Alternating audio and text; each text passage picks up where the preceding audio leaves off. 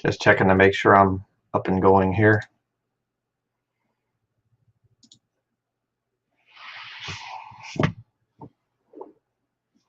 How's everybody doing out there?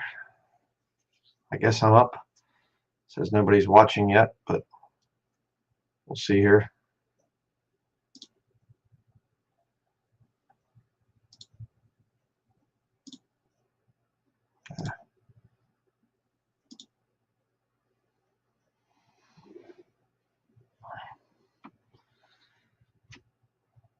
Good morning, evening, afternoon, wherever you're at.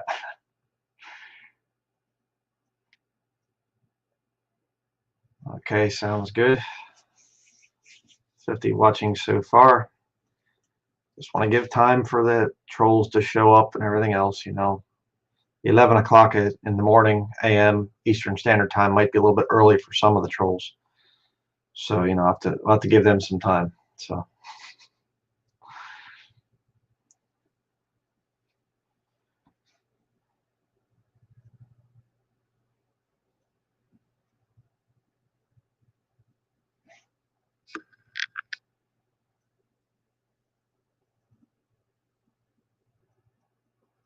they don't like sunlight. Yeah, really.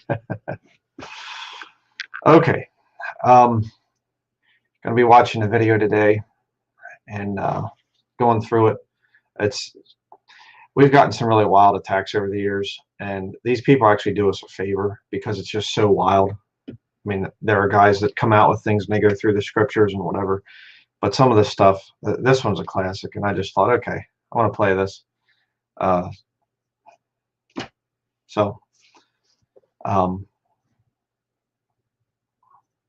We'll go ahead and get started here on this thing. Do this one here. Share screen. I'll do that one. Okay. Here's my video that I did. Hopefully this can be seen. All right, I'm gonna play a little bit, and just let me know if you can hear the audio. Okay. See if you can hear the audio here.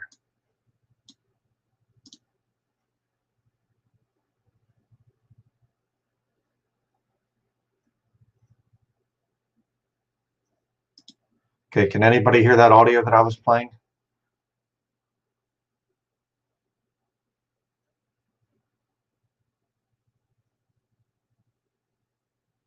Okay, I can't hear it. Okay, I guess I have to. All right, I'll try it without my headphones on. See if that works. Okay, let's try it. Try it one more time here. If you're doing this and you're not repenting, there's no chastening in your life, then you're probably not saved. You ever heard me say stuff like that? Oh, Denlinger's all about works. He's backloading works salvation. He's a lordship salvationist. He's a... Okay. All right. Okay. Good. Thank you. This isn't the video I'm refuting. Okay. I don't really refute myself. So we'll get rid of that one there. Just wanted to make sure I do get the audio correct. So good. I always forget myself with these live stream things if you should have the headphones on or take them off or whatever if you're playing a video. So, all right. I'm going to just say this. Here is a thing. Brother Matthew Landau sent this to me. I wasn't sure about the abortion statistics, and I said I heard 50 million years ago. No idea what it's up to right now. He sent me this, and this is just mind-boggling. Let me zoom in on this a little bit here. Yeah. Okay, total number of abortions in the U.S. from 1973 to 2018, 61.8 million. So 2 years after that, it would be, however many million. 186 abortions per 1,000 live births, according to the Center for Disease Control. U.S. abortions in 2017, 862,320. Abortions per day, 2,362. Per hour, 98 abortions per hour. One abortion every 96 seconds. 13.5 abortions, 1,000 women aged 15 per 1,000 women aged 15 to 44 in 2017. But here's where it gets really interesting. These statistics include only surgical and medical abortions because many contraceptive measures are abortifactants. All right. Well, in other words, abortifactants they actually cause an abortion. When the things happen there after intimacy. The birth control pill is actually designed to kill the baby before it even starts to become a child, before it's even formed. So when you're taking birth control, you're effectively creating abortion after abortion after abortion. That's a problem. Drugs that induce or cause abortions. It is important not to overlook the number of children killed by chemical abortions. Since 1965, an average of 11 million women have used abortifactant methods of birth control in the United States at any given time, using formulas based on the way the birth control pill works. And they are very toxic, by the way. We could do a whole video on the toxicity of those things. Very bad for a woman's health. Pharmacy experts project that about 14 million chemical abortions occur in the United States each year, providing a projected total of well in excess of 610 million chemical abortions between 1965 and 2009. So, yeah, pretty bad. So just to bring that statistic in there, you're looking at 610 million here, 61.8 million up there. It's probably pushing 700 million abortions that have happened in this country. 700 million little babies that have been slaughtered. God's not going to put up with that much longer. So it's disgusting. When you first get saved, you think about the thing of hell and people burning forever, and you just kind of think, wow, that seems kind of extreme.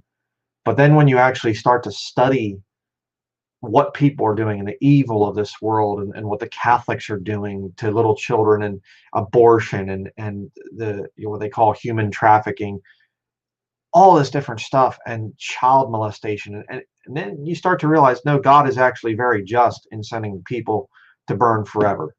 These people that are wicked. Sickening. So on to the video here. This Brian Denlinger, the money grubber. Okay. October 30th, 2020. So this is just a few days ago. The Shepherd's Ambassador. All right. The guy sounds like he's a little drunk or something in the video, but I guess I shouldn't judge that, because being drunk, I guess, is fine. It's a good, testimony of being a good Christian or something. But just to show you the kind of pathetic things people have to say about me and the lies that come out, and as an encouragement to you, to younger brethren, again, that's why another reason I'm going to do this video is to encourage younger brethren. When you get people lying about you and you think, wow, I can't believe they just said that. That's not even true. You'll see. Watch this. 49 views, so I'm going to be number 50, I guess, here. So congratulations to this guy. Yeah, this will be, you'll see. Hey guys, Brian Denlinger, the money grubber. Now this is his GoFundMe account. This is not the only time they raised money. It probably was up to $40,000, I think, but it's down to 32. Okay, proof. It was up to 40,000, but it's down to 32. Okay. That's lie number one. It was never up to 40,000. Okay, it stopped right there. I'll show you the proof here in just a couple minutes. And I'm going to do this again. And hey, these people, this circle of these bitter former viewers of mine, issue some apologies here, because you've openly, this guy here, this drunken guy is openly lying about me. So continue. And you see in the picture, one of the things he bought was that ambulance behind him. That's one of the things he bought to carry his books and stuff. Bought the ambulance behind him to carry his books and stuff. No, I bought a ambulance because it was the cheapest way. My wife still had things out at her parents' place in Iowa, and we had to go out and get them. So to rent a U-Haul would have been fairly expensive, and how would we have driven out or flown out or whatever else? And so we decided, instead of a mobile home, we would get an old ambulance and fix it up, which we did. And we bought that a few years ago. Okay, I think it was 2018, early 2018. I think it was maybe late 2017, early 2018, in that area there. Paid a couple $1,000s for it. It was not very expensive. Okay, it's a 1999 older ambulance. All right, drove it across the country, did 4,000-mile trip, came back, saved money on motels expenses, you know, things like that. It's been used as a work vehicle. I might have mentioned that I'm going to be using it to haul books from our property to the new office here, which I did because the thing can handle a lot of weight. But you know, again, they bought it to haul his books around and stuff. Haul my books around? Why would I haul books around on the road? Okay, so let's continue. Like 2 properties, or at least more than 2, a whole bunch of anchors. Okay, 2 properties, at least more than 2.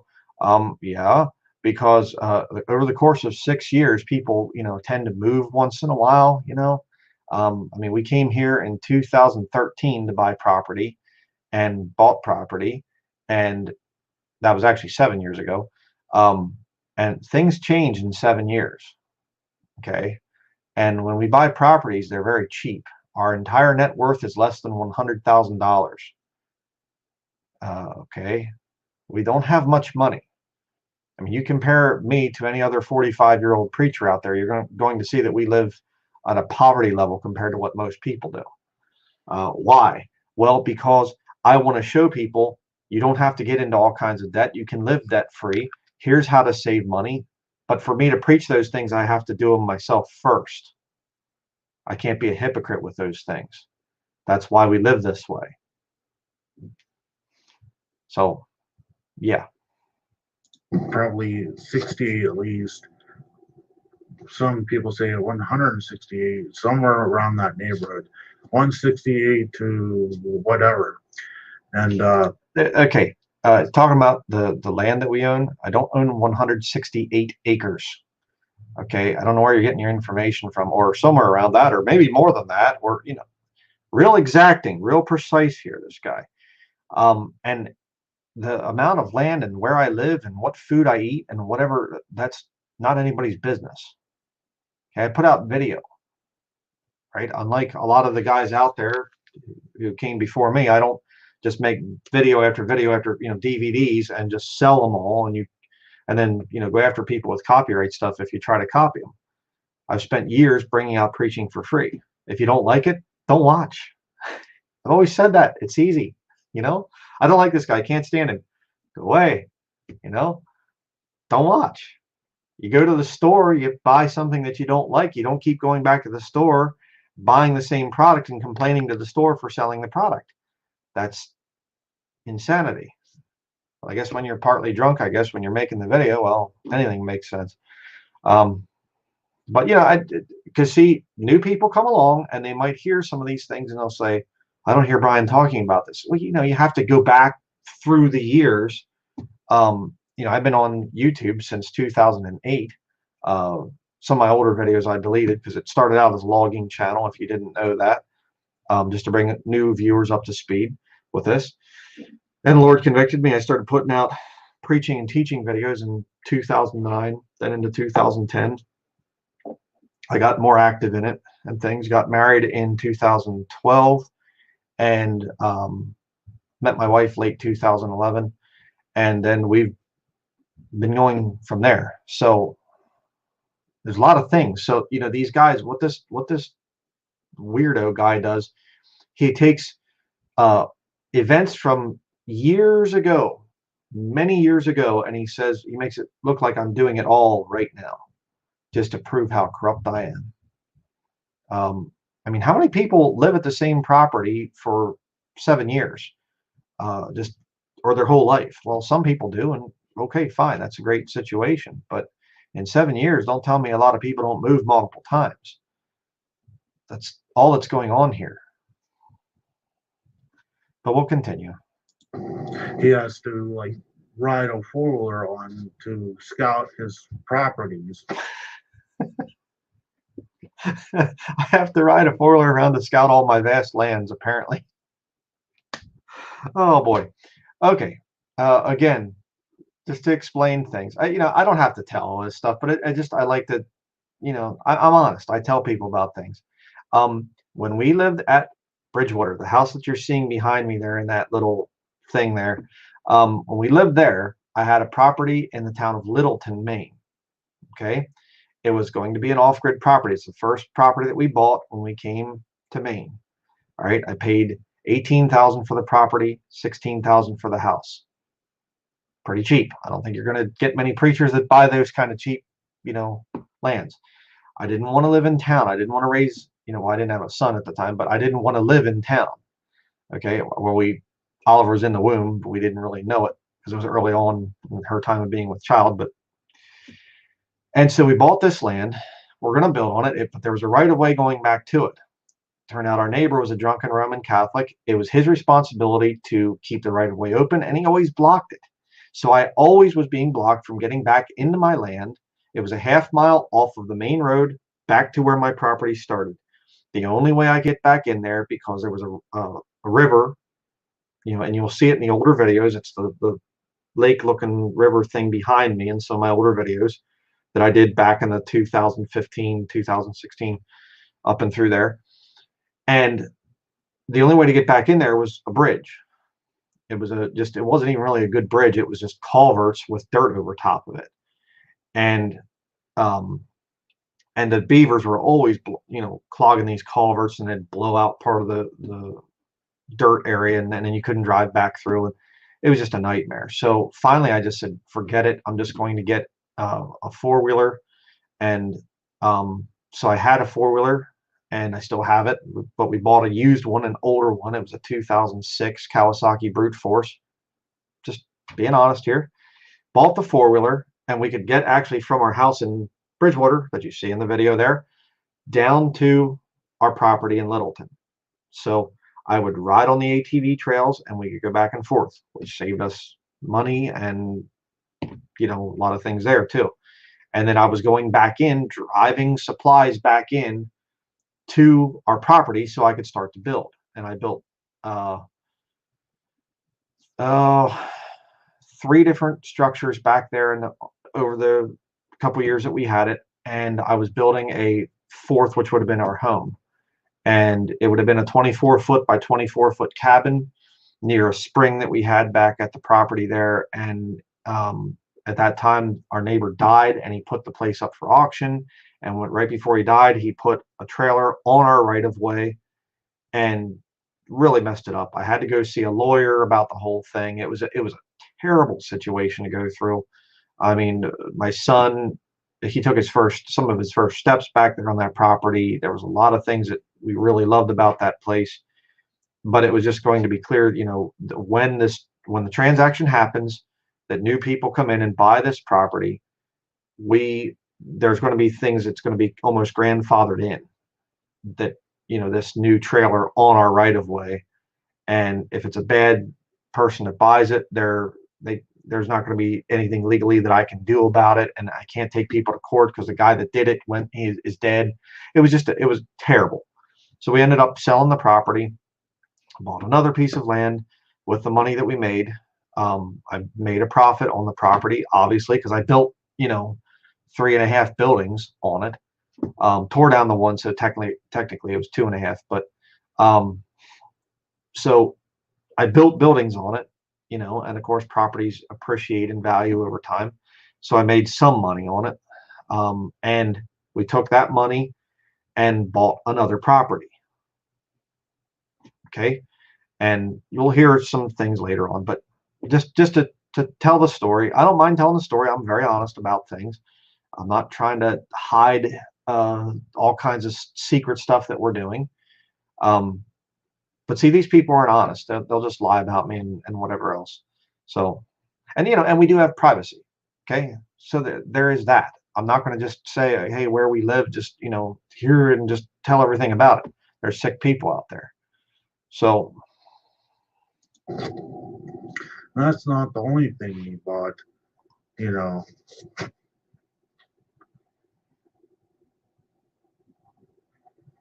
You raised it up for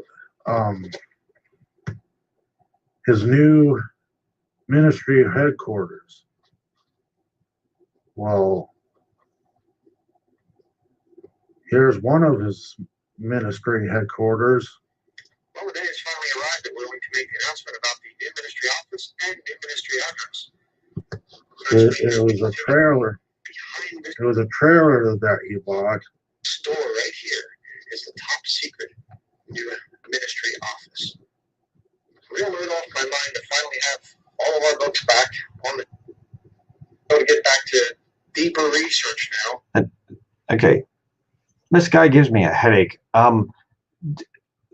Buddy, whatever your name is here, put the bottle down first of all, and fast food probably is more than likely. And you're having some attention span problems. You're clicking through a video, and what does this prove other than the fact that you have some problems? Please get saved, get born again. The Holy Spirit can straighten it out. Process of sanctification, you can actually have a real life. Again, I still have this trailer. Okay, what is this trailer? I'll show you here in just a minute. Praise the Lord. And we finally have is the exciting part. Door for you. Okay, now you say, oh, look how exclusive, how luxurious. It's almost like what Kenneth Copeland would have, or something. You know what it is? Okay, it's a 53-foot reefer trailer, old reefer trailer that I bought from a potato farmer in the area. He gave me a good deal on it because I didn't need the refrigerator unit that goes in the front there where those windows are. This area right in here, you can see I put in some old windows from a shed. Not even, double, triple pane windows, whatever else. Just single pane shed windows I stuck in the front of this where the reefer unit would have been, the refrigerator unit would have been. There's dents in the walls right there. The walls are wavy because it had a leak in the roof. And when I bought it, it still had a leaky roof. And I had to climb up on top of the thing and fix the roof on it, which I'm sure all my enemies, they do that kind of thing too. They're hard workers. I don't know how to work, but they do. Okay. We try to do things as cheaply as we can so we can advise other people. I see this stuff and I think, you people don't even know me. My goodness. But this is the best that they can come up with. It's really kind of sad. But yeah, that's what it is. It's used to haul potatoes. And I put a plywood floor down, and I put linoleum. I laid linoleum, which I got used scraps and things from a Martin's store here in northern Maine. I guess no expense was spared. There's a lot of other guys out there, big false preachers, apparently, like I'm a false preacher, that they put offices in reefer trailers too. Yeah. Continue. Here we have, walk back into that corner there, sending my wife to the corner. She was bad. Here you are looking at, we're actually edited it. That's what it is. That's what we're going to have. The guy can't even stand to watch, let the video play or whatever, where I would have explained things and,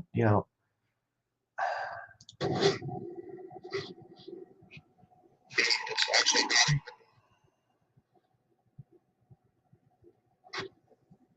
I actually got many years ago at Kmart. Only the finest. Oh, I didn't know about this. So solar power, you know, Solar power, bottom solar power, any kind of correspondence, canoes. solar system. Again, solar power, canoes. No, if you actually watched it, I said that they are kayaks, bought from Kmart.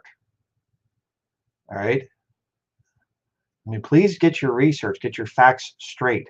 They were $150 a piece, and I bought them 6 years ago. We first came to Maine. One of our trips, we came up, and we were staying. We didn't have any place to stay, so we stayed. The realtor at the time said, "Hey, go stay at there's a lodge down near the Drews Lake," and he said, "Go on down there. I know the guy well. I'll call him up and say, hey, you know, are your cabins? Do you have some cabins available?" And the guy said, "Yeah, sure." So we went down. We stayed at this lake. It was really neat. And I said, "Hey, you know what? We're here for a few days. Why don't we just?" We were at Kmart, and we said, "Let's just get these kayaks and go out kayaking." My wife had never been kayaking before, but I guess I'm sinful for doing that. Spending $300 so my wife and I could have a neat evening, and we've taken them things out many times. We were out.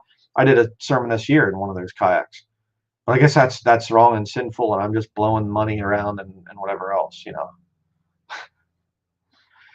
Yeah, can't even get it straight. And that solar power there I'm still using, by the way. And I should add this, because this guy here doesn't know this, and of course he wouldn't. That system that I had set up in that old reefer trailer, it didn't work, because as the sun went down, when I originally built it where the solar panels were at, as it got sunlight all throughout the day, but then as it goes to winter, the sun kind of goes down further, and then the front of the reefer trailer blocked the solar panels. So I had to redo my solar system to get more power, and then my computer wasn't working anymore to do video editing. So that's what happened there. I still use the trailer for holding books and things, but ironically the kayaks are actually inside the reefer trailer now, because we were getting mice living in the kayaks, and that's not much fun when you go to take out your kayaks and mice come running out. Don't really want to take mice out on the lake, you know. But so, you know, people just ask me questions. People could ask me questions. I've given the offer, and I'll give it again to any of my enemies out there. If you have some kind of an issue with me, write me a letter. Just write me a letter and say, could you please address this? I believe you're wrong in this area, or whatever else. But I guess it's better to have a troll channel where you just continually waste all your time, watching my videos, just sitting there, getting drunk or eating fast food or whatever else. And, I rip on the thing of eating fast food because I used to be a fast food junkie myself, and it led to very poor health. And now I'm out of that phase of my life, and I know the good health, and I'm trying to wake people up because I care about people. So let's continue. I remember because that's really our prayer too.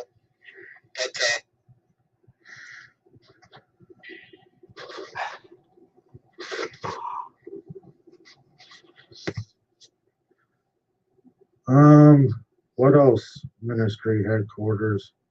What else? Let's see if I can find it. We have a ongoing joke with our son Oliver. We'll talk about cell phone zombies, because you see these people walking down the street and they're just going, walking, not even looking where they're going. There's there's one in action here. Just go down through all the videos against Brian Denlinger and of course Brian's videos as well. Sad, really sad.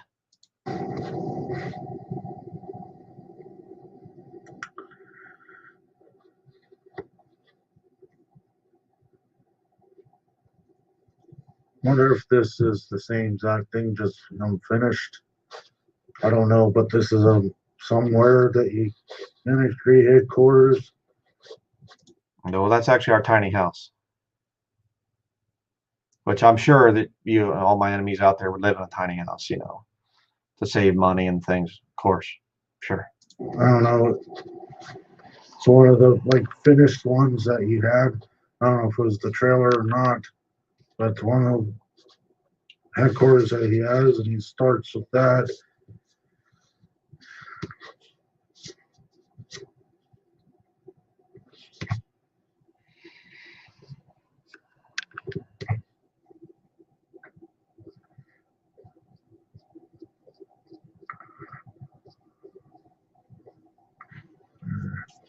Oh, there's the. I'm glad that I found this. The last of my 3 studies here. This is his bus that he was Chilly out there. Yeah. trying to convert into a ministry headquarters. This is his bus that he's trying to convert into his ministry headquarters. Can you prove that again? Where did I ever say it's a ministry headquarters? It's not a ministry headquarters. Again, in an effort to try and save money, to try and teach people how to live debt-free, how to live cheap.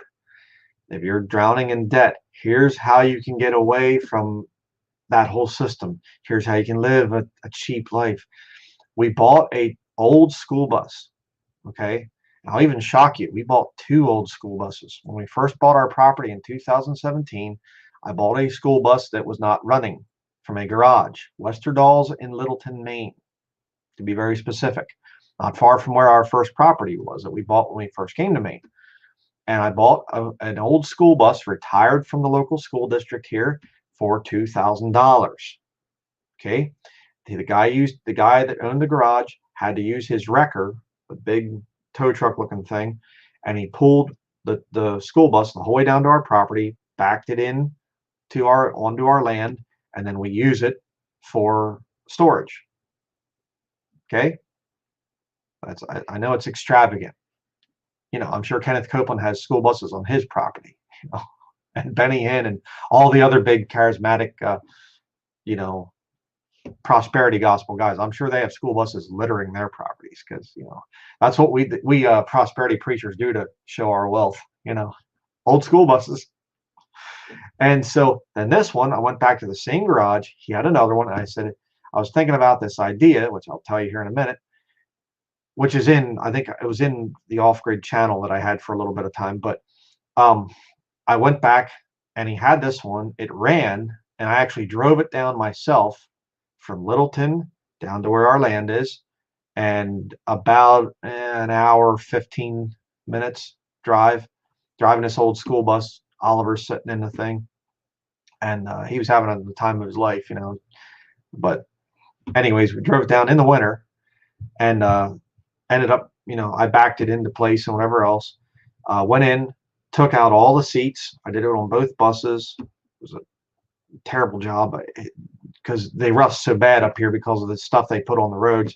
The bolts don't come off the seats, so you got to grind the heads of the bolts off. And oh man, but it's a lot of work. In other words, gutted the whole bus out.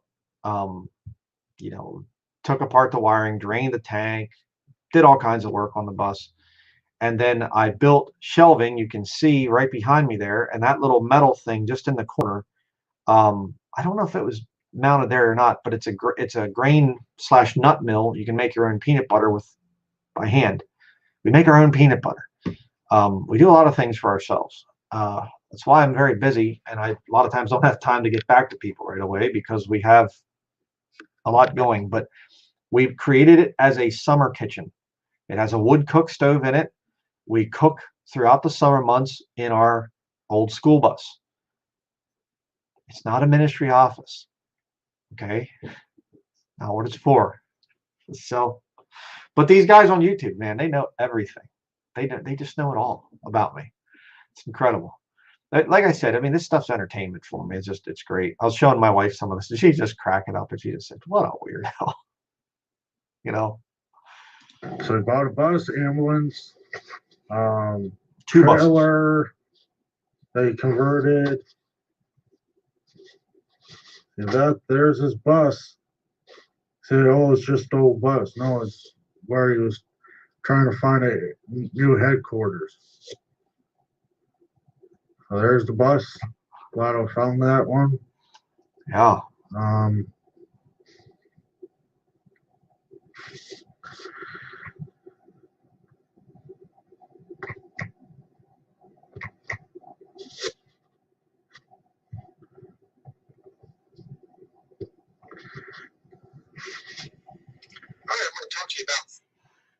And he preaches about not having a church building, but has a ministry office.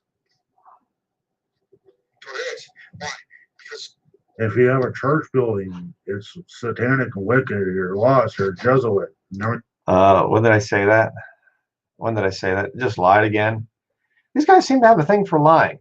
They're the ones that are genuinely saved. I'm lost, but they just lie.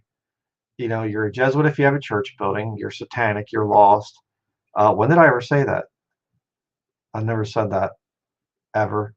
If you're defending church buildings after going there, if I would condemn people that had church buildings, I'd be condemning myself. I used to be a fanatic for church buildings when I was saved early on, before the Lord really showed me the truth. I've never said that people that have ever gone to a church building are lost or Jesuits or, whatever. I never said that. People that defend them after knowing the truth and hearing the truth and refusing to repent, yeah, I have to question their salvation. I say, I don't understand why they are defending this after they know the truth. After they know the truth. Okay? Maybe you can play that back if you're one of these devils that stalks this ministry, and play it and, real slow so you can get it, Everything else. Anyways, that might be the same place. Yeah, that's the same place. Never mind. Let's see.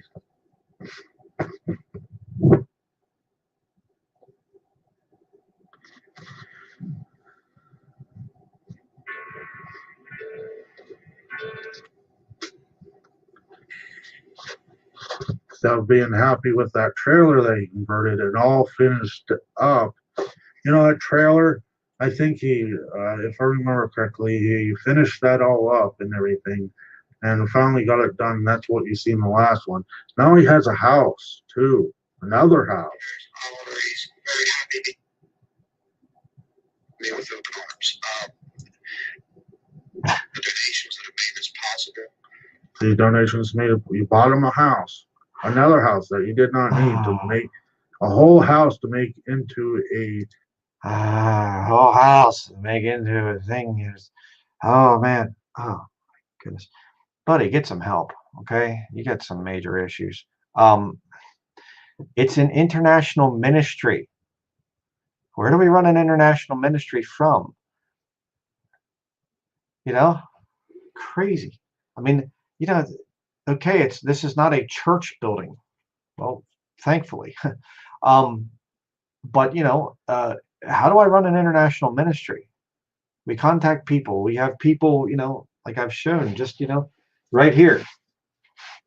I mean, this right here, these are letters we've gotten in the last month, and more all the time. Hopefully you can see that. Looking over here on my screen here.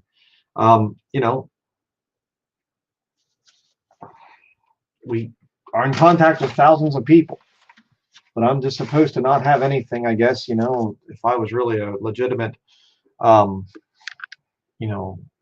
minister, I guess I'd have to live in a hole in the ground, or if I had a mortgaged house and a mortgaged church building, then I'd be real, I guess.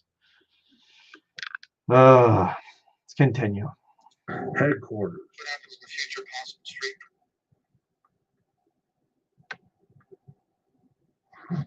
I wish I had a house of my own.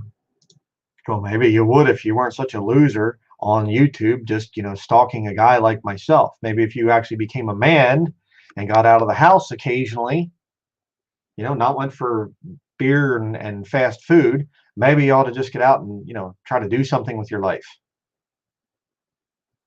Maybe you should give it to me. Oh, yeah, maybe if you give it to me. Well, why would I want a drunk in my house? No, I don't think so. Work, work. Because I'm poor. I really am. Yeah, really am.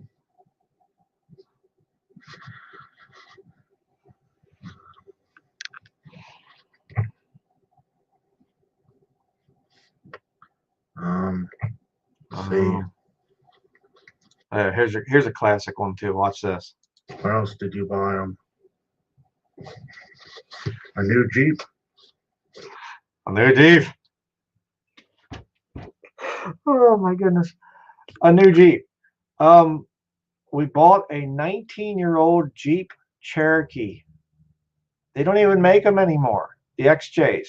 Okay, the newer one's a new, classification. Whatever. It's an old Jeep, 19-year-old vehicle, new Jeep, 90+ thousand miles on it, and that's new. Wow, really, brand new, yes, sir. 19-year-old, brand new Jeep. $6,000 Jeep. Jeep that we got arrived. Better than mine. And he complains about well, this has dings and stuff. Yeah, that's a rusted out car, Oh, buddy, it's a truck. The one that you're showing there, it's a truck. Okay, Chevy Silverado, it's a truck. Rusted out car. Oh man, put the bottle down, okay? Or and you say a bottle of alcohol. Well, bottle of alcohol, bottle of pharmaceutical pills, whatever you're on, no thank you. I don't want any. Just, but just laugh at this stuff, okay? It's just ridiculous. Don't be offended by this. By the way, you see people like this attacking me, I laugh at this stuff, okay? It doesn't bother me. I mean, I know when I get attacked. I've been attacked really bad different times, and had some pretty high, powerful people attack me. I mean, we've gotten letters from the Vatican, okay? I do mean people working at the Vatican too. I'm not joking. This stuff, don't let it bother you. Let's continue. So what? So what? You see in the background? That's his vehicle that he runs. That Jeep. The Jeep. It's a Chevy Tracker. The little white thing there, it's a Chevy Tracker. 2003, I think. 2004 Chevy Tracker. It's got 160,000 miles on it. The transmission's going out. It didn't pass inspection this year. And my truck didn't pass inspection this year. So I lost 2 vehicles this year as a result of the bad rust on the roads up here, or the bad rust, yeah. The stuff that they put on the roads up here to melt the snow. 6 months out of the year, we're getting, our vehicles destroyed. So yeah, I lost 2 vehicles this year. They're no longer inspectable. They still run somewhat, but yeah, just again to let you support this ministry. You can see where the money is going here. Okay, I don't buy new vehicles. I mean, right now, my 2 old vehicles that I have, my truck, I'm going to try to get it through this winter as a plow truck. It has a plow bracket thing on the front. It's not even a real great plow. I put it on myself, but it's a push plow type of a thing. I'm going to try to get it through this winter and plow as much as I can. We'll see if it makes it through the winter. It actually, the motor's pretty good, but the thing is just falling apart. I mean, the rust is just terrible on the truck. The Chevy Tracker, when it starts to get cold, the transmission fluid gets a little bit, heavier, a little thicker, and it'll, I'll go to drive it, and it'll just all of a sudden it'll slip out of gear, and then it'll go back into gear again, and it's not real good. So probably it's going to let us sit sometime, but we drive it as much as we can, just around our property and things. It's no longer inspected. So, but I buy a Jeep, a 19-year-old Jeep, and I'm just being frivolous with the Lord's money. And there isn't a level of accountability that I have to the body of Christ. That's why I'm open and honest about this stuff. My private property where I live, yeah, I don't want to talk about that. It's private. I don't want people, coming and taking pictures or just walking onto my land or whatever else. No, it's a private place. Okay. But yeah, I'll be honest about some of this stuff, but good night. Here we go. Continue. Still runs that. So why can't you use that?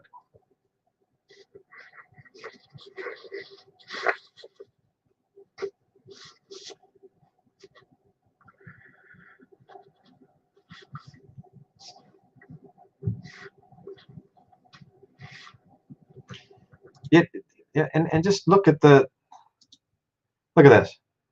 You know, his searches. I mean, right there again, this foul thing that people use with my last name. These are saved people, and they'll turn Denlinger into this down here. They're saved, you know. And Anderson's cult does this. A lot of these people, Robert Breaker's cult does this too. They'll make, you know, filthy things about my last name, but these are saved people, you know. But just look at the searches. Brian Denlinger, Brian Denlinger, Brian Denlinger, Brian Denlinger. And Sam Salween down here, whatever I like to call him, the Trinity guy. But people are obsessed.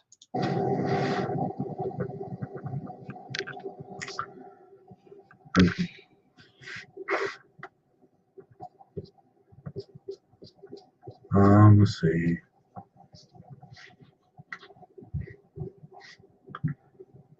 All his books. See, there's all his books and stuff. That's his new house. He has tons and tons of books. That's what the donations went to too. Well, the donations went to. Okay, let's look at the picture here. This King James 1611 right here was given to me. This one here, a pastor gave me that one. That's the RV Revised Version, Authorized Version, Parallel Bible from the late 1800s, given to me by a pastor. This one was given to me by another friend of the ministry, the 1769 King James Bible. This old Bible here is I can't remember, the 1840s or something like that it goes back to. Pastor Guy Mosebrook, Liberty Baptist Church, gave me that Bible, given to me. A lot of these Bibles behind my head here were sent to me by people saying, if you know somebody that you can give one to, and I do give people Bibles and things. So these two books up here are Islamic books that were given to me. I actually had a Muslim give me all these different colored books right here. A sister in the Lord gave me these History on the Jewish People books right here. A lot of these books were given and sent. But, you know, again, I'm in international ministry. Shouldn't I have some books? You know, probably a good idea to have a few books if you're in international ministry. Just a thought. Let's continue. And his four-wheeler.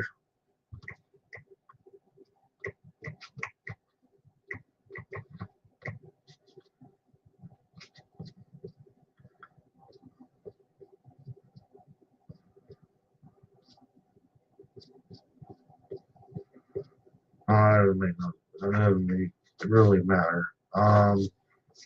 What else? Let's see.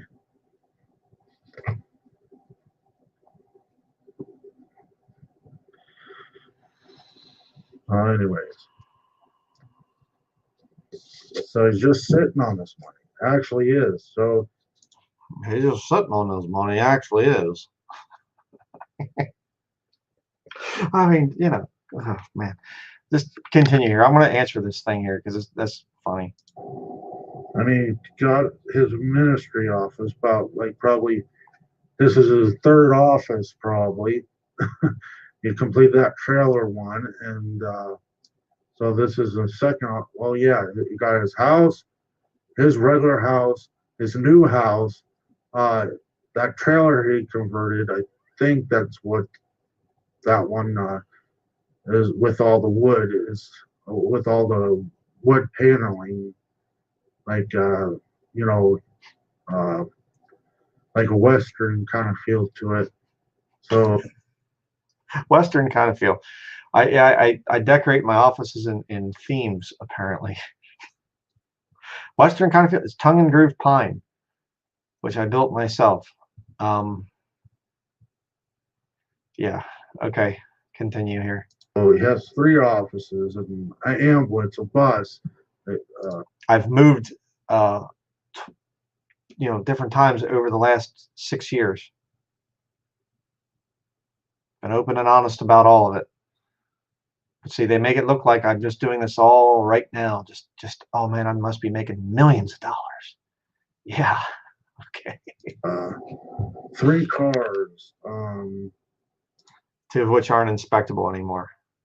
And you forgot my ambulance. Oh, I pulled over on you there, you know. Yeah, my old ambulance that needs work and things. So yeah. Well, a car and one that you just bought, and a truck that runs around, just a beater. No, it's not inspectable anymore. It's not inspectable. I can't just run it around. I don't even want to drive the thing on the road. I use it for doing, you know, firewood and trimming things on my property and plowing. And that's it. Okay. The bed in the cab where it meets is twisted. I showed that in my video, but he didn't want to show that part. So ambulance, the bus, couple properties. Brian Dingler, the money grubber, sitting on $32,000, and I don't know. I don't know. Well, let me explain to you there. I'm sitting on 32,000. No, that's showing how much we raised since 2018 for the project of getting a new ministry office. Okay, let me just show you here really quickly. This is the original page, still there. Okay, 32,738 raised a $40,000 goal. We never reached the goal of $40,000. Okay, the Lord provided us with a place that was 30,000, where I'm now sitting, and it took us years to be able to get that property. Okay, the whole time I'm putting out, you know, videos and things like that for free, not charging anybody anything for the videos. It's an online ministry reaching thousands of people. You know, show me another one that's doing the work that we do for and on the same budget. Darn any. Okay, but let's see what happens if you push donate now. Donations paused. Our team has contacted the organizer with a solution, and donations will resume once the issue is resolved. Okay, you say, what's the contact? Right here it is in my personal email account, Friday, September 18th of 2020, 10:01 a.m. I'm not going to show the emails from them or me, whatever.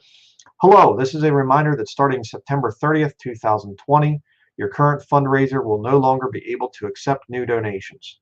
If you have already submitted a request or are okay with no longer accepting donations after September 30th, 2020, no need to take any further action, which is exactly what I did. I didn't take any further, or I didn't do anything else and try to tell them and keep the thing going. So the GoFundMe thing ended. For some reason, they still have the page up, but it's over. You can't give to that anymore. Okay? Which I showed the proof there. It's paused. Doesn't work anymore. All right? Oh, but look at it. He's sitting on $32,738. No. They send you the money every month.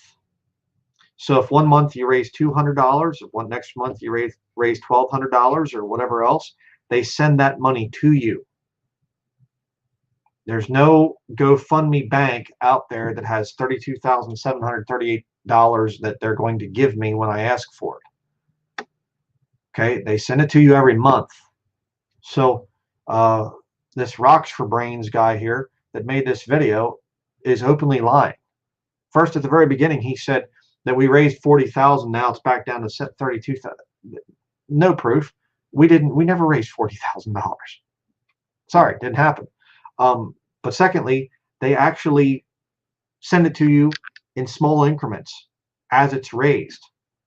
So we saved up our money, then kept praying that Lord would provide a place, and He has. And the ministry goes forward. That's what these devils don't like. They don't like the fact that God is actually blessing this ministry and God is actually using this ministry. That's what they don't like. Let's continue. So so we lie about him giving you, having people give to him, sitting on $32,000. We lie. Yes, I just proved that you did. I'm not sitting on $32,000. There is no money coming to me from GoFundMe anymore. All this stuff, and we lie about that he's not just living off of you, he's buying all this stuff. normal expenses over the course of 6 years since we've officially moved to Maine. 7 years if you want to go back to when we first bought property. We moved in 2014, January of 2014. So we're approaching, 7 years of living here, but definitely, 7 years of owning property in Maine. He has cameras and stuff like that. Yeah, like, that's the further ministry, but that's not the ministry. To buy houses and other things. You could do it in your one of your rooms in your house. That's what you should have done. Which we did for years and years at Bridgewater. Are you going to turn that new house into like a house church? I don't think. I think it's a new office, so house your books. So he's making any noise. Just cracks me up. Sorry. Are we going to turn this into a house church? Well, we will meet with people here, but this is a ministry office. Okay. I don't have a problem, meeting with people. Certainly not. I mean, I literally I meet neighbors, people walking the street up here. I've witnessed to people right out here in front of the place.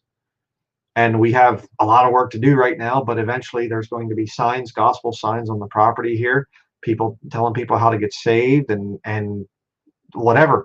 And word's been spreading around the town here that, hey, there's a preacher moved in, and I'm getting a lot of people, and they say, so what do you do for a living? I say, well, I'm a preacher, King James Video Ministries. Oh, and they look around and they'll go, where's your church at? Well, we worship at home. And like the Bible says in the New Testament, people worshiped in their homes, and the church is not some building that you go to. And I get the, oh, okay, and this uncomfortable look that I've dealt with for many years. We've had some real good conversations with local people here. Had some great opportunities to witness. Looking forward to more of it as time goes by. I'm not afraid of people. I like to talk to people. Okay, we're not hermits. We don't live in the middle of nowhere and run away from people or something like that. We live in a very remote area, yes, but we like to talk to people. We like to witness to people. But I'm not going to be putting cameras in people's faces to make dramatic moments so I can get a lot of views on YouTube. It's weird. These people, they know so much about me. That's the thing. It's always impressed me about this. But continue. So he has 3 ministry offices, an ambulance, a bus, trailer, 2 houses, 2 or 3 properties with acres upon acres of land, and a whole bunch of other stuff. Weapons.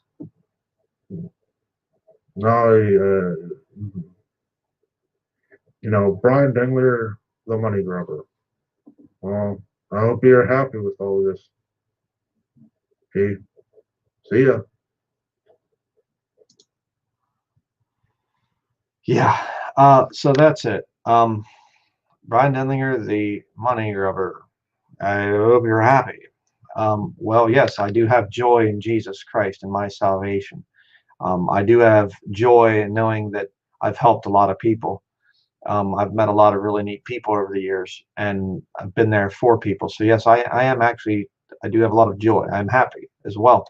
So thank you. I'm glad that you hope that I'm happy. I am. So, yeah, I'm sorry. Seeing, it was torture. Yeah, I know.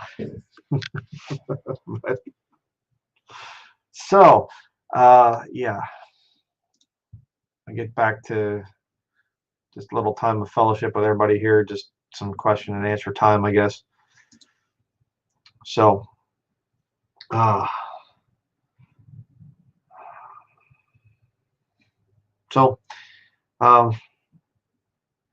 but hey, anybody, if you have questions seriously about what we do, how we live, whatever else, he's wearing his mask. He might be, don't want to get baloney virus. But oh man, that's one of the best ones I've heard. I saw another one the one time. People were having a conversation. Oh, I forgot to do the one thing. Let me just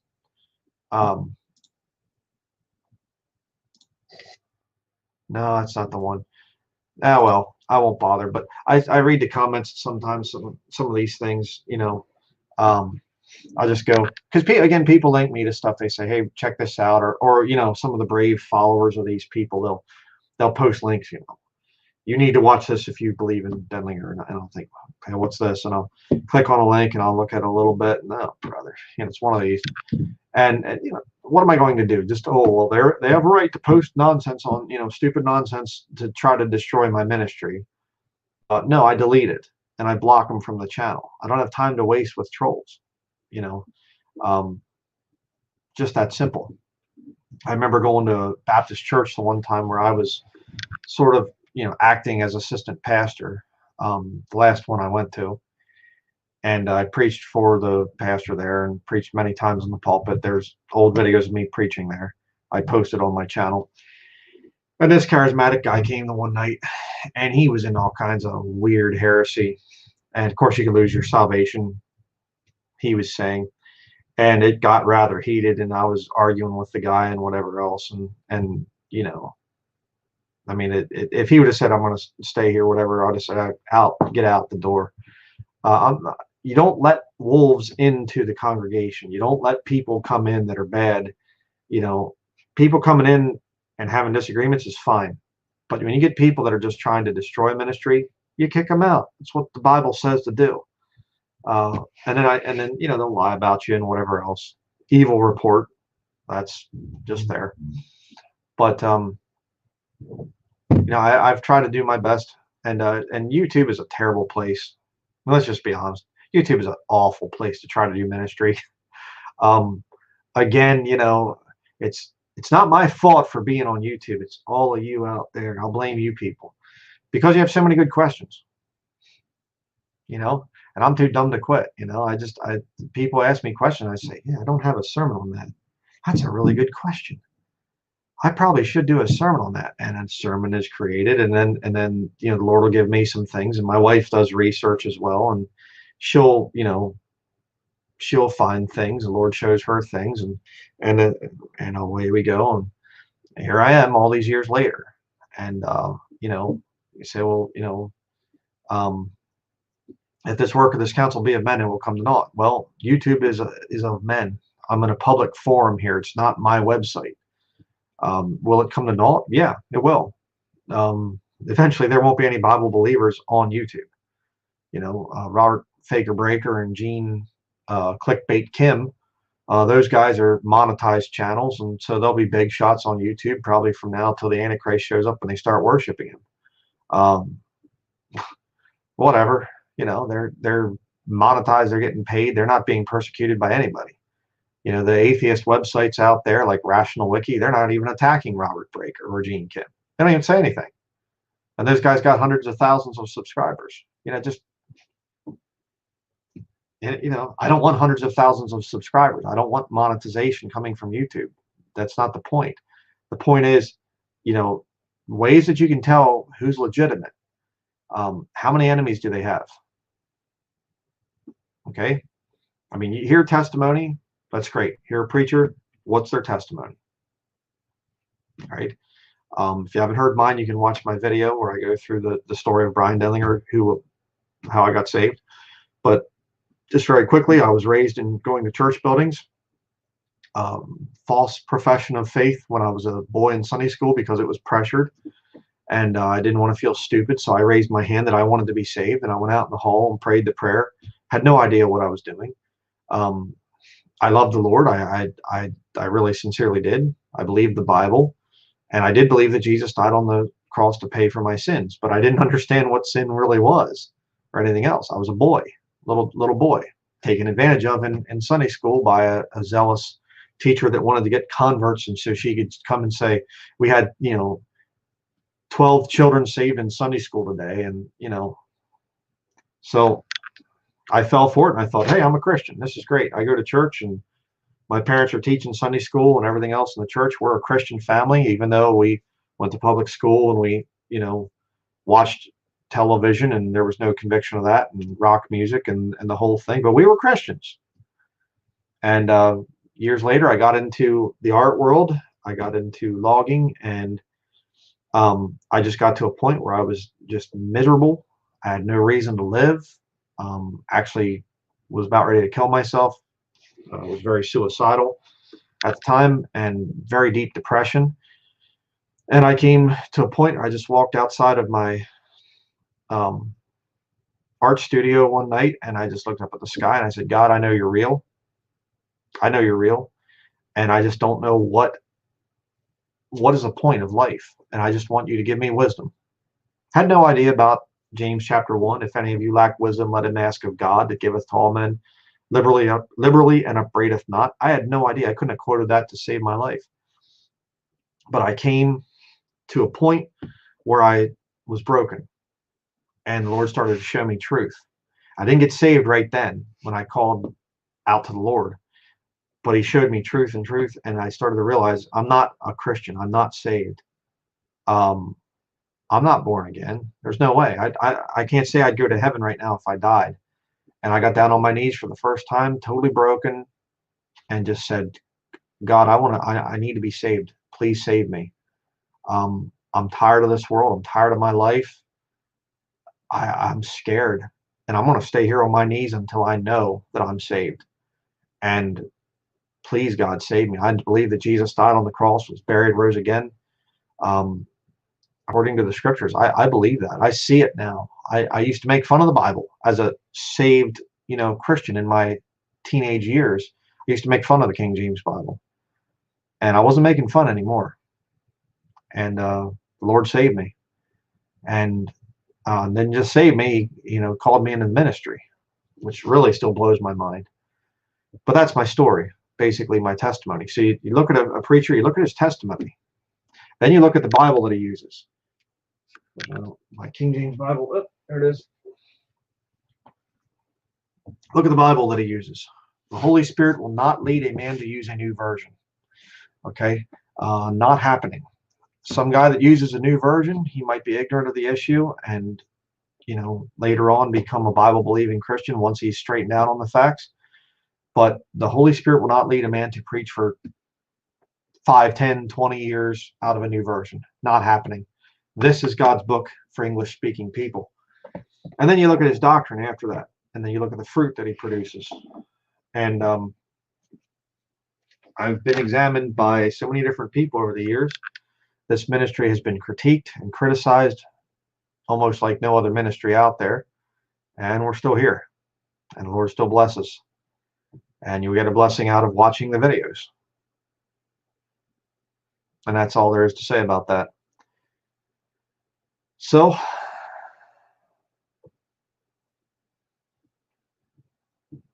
but anybody at all, I mean, if you have questions about what we do or whatever else, or how many vehicles we have, if that's really important, or how many of these books did I actually buy here behind me? I have to admit to something. I bought something here for the ministry. I'll show it. Because you can't really see it too good. There's actually my old sign back here from when I was in the art world. This is what I would have at my art shows when I would go. I'll show this quick.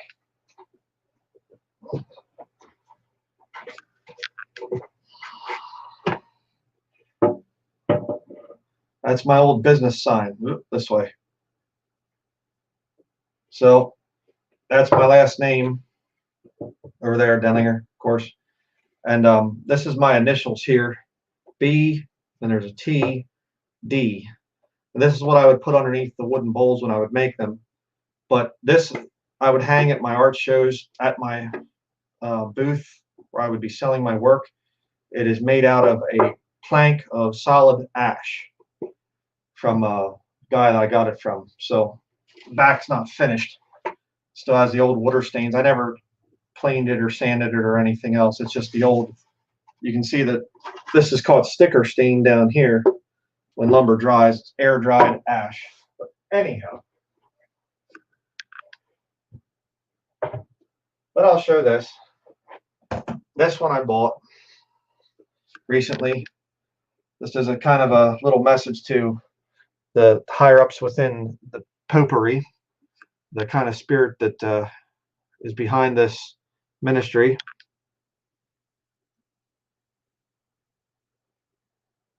So this is a replica of the sword that Oliver Cromwell used in battle. So this is what he carried into battle. So the same fighting spirit against Roman Catholicism that Oliver Cromwell had is what I seek to have in my ministry. Cromwell knew about the temporal power of the Vatican. If you don't understand what that means, the Vatican has two powers, temporal and spiritual. They believe that they have the right to rule the world through the political structure, which they do through Catholic knighthoods and, Knights of Equestrian Order, Knights of Malta, Knights of, Columbus, whatever. They control temporally. All the kings of the earth bow down to the Vatican. They commit fornication with the Vatican. And that's why you see all the presidents, all the world leaders go and meet with the Pope. It's right there in front of your face. Again, if you're newly saved, you might not see that. You might not understand that. But you read Revelation chapter 17, and it describes the political and spiritual power of the Vatican. And they openly admit to the both spiritual and temporal powers of the Vatican. I have this book here, which I've showed many times, but the church teaches by Jesuit fathers at St. Mary's College. And if I remember correctly, there's something in the back about the spiritual and temporal power of the Vatican.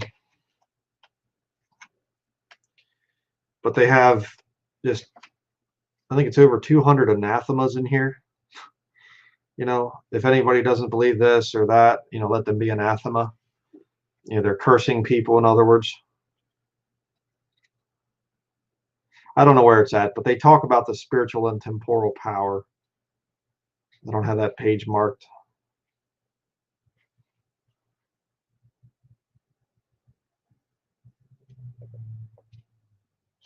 But anyhow, is this the one? No, it's not there. Trying to find it. It wasn't, but it's in there. But they talk about that whole thing. So I'll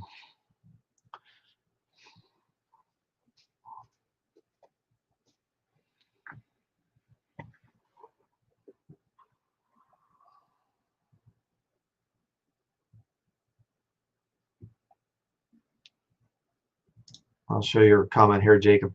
I was a few minutes behind. That Shepherd Ambassador loser's name is Tony Alvetro.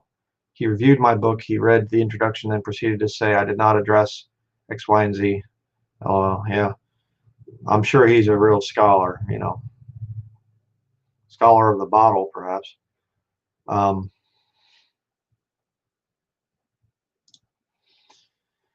Much of my family voted for Trump, even after I showed them evidence that he's a Jesuit. They say he's the lesser of the two evils, and they claim to be a Christian as well. I'd never vote for Jesuit. Good. Yeah, there's a lot of people that are falling for it. He tells you what you want to hear. Trump is a con man. That's why he's rich. Okay. Question: when we can no longer use mail, email, and comments, how do you recommend we gather locally together? Should we backpack from town to town, homeless? The Lord will have to lead in that. I don't know. The whole thing is, you read the book of Acts. Just study the book of Acts, and you'll see that the church it's very flexible. They get persecuted here, they move over this way. They're fleeing, they can move, and I think the Lord's going to return that to the body of Christ. If you don't live in a very, very remote area, there's a good chance you're going to have to be fleeing and moving other places and things. That's why, you don't have to worship the Lord every week from 9 to 12 on Sunday. It can be flexible whenever, wherever. Question: do you know anything about Amharic Bibles? I think you mean Aramaic. I am yet to find a perfect translation. If I can't find any, what should I do? If you mean Aramaic, I'm not really sure on that one. I'm not sure. Maybe you're saying Amharic, but I don't know. There's a lot of, the whole thing of translations being available in every language is not really a biblical thing. The Lord went through the Old Testament, and all His word was written in was Hebrew. Then the New Testament, Greek, and then the whole Bible, English. Can you make accurate translations? Yeah, but they should line up with the King James Bible. That's my belief. Do you believe John 9:4-5 is a reference to a pre-trib rapture? I find there are similarities to 2 Thessalonians 2:7. What are your thoughts on this passage? John 9:4-5. Go there quick.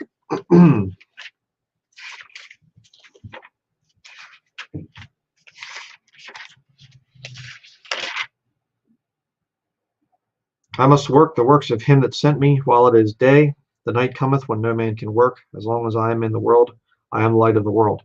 As in, when Jesus Christ leaves, the body of Christ leaves, that, the work's not going to be done anymore in terms of the body of Christ and things. Yeah, actually I do. That's very good.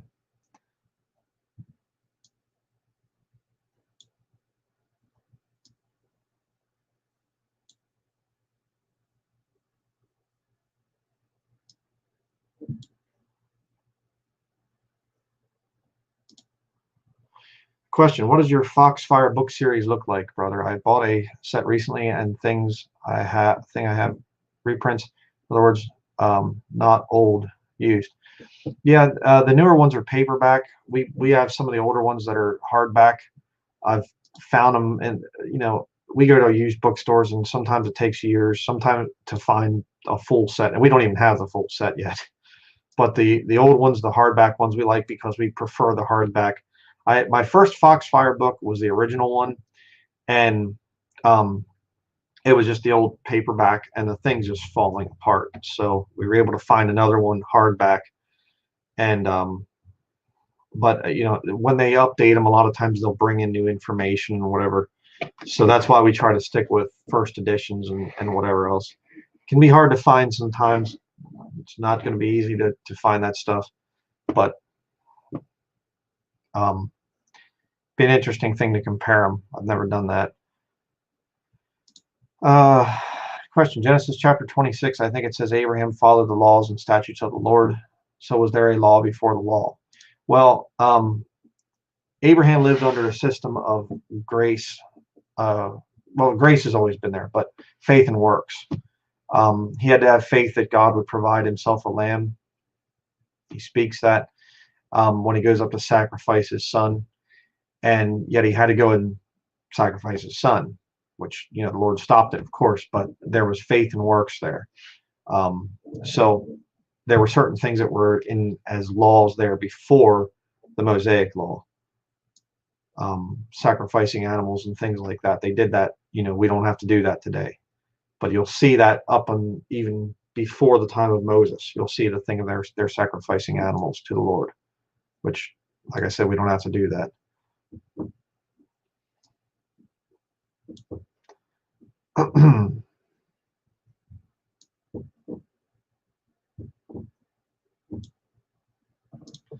Okay, what do you think of the new King James Version? It's another new version from the Vatican. You'll see, if you look at the footnotes of a new King James, let's see if there's one here. Yes.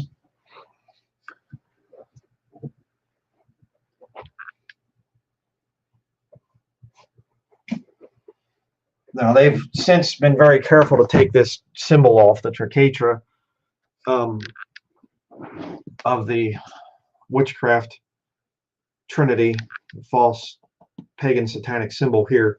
But this is the new King James Version. And what they'll do is, in the New Testament, a lot of times they'll, right here, it says NU text and M text reads U.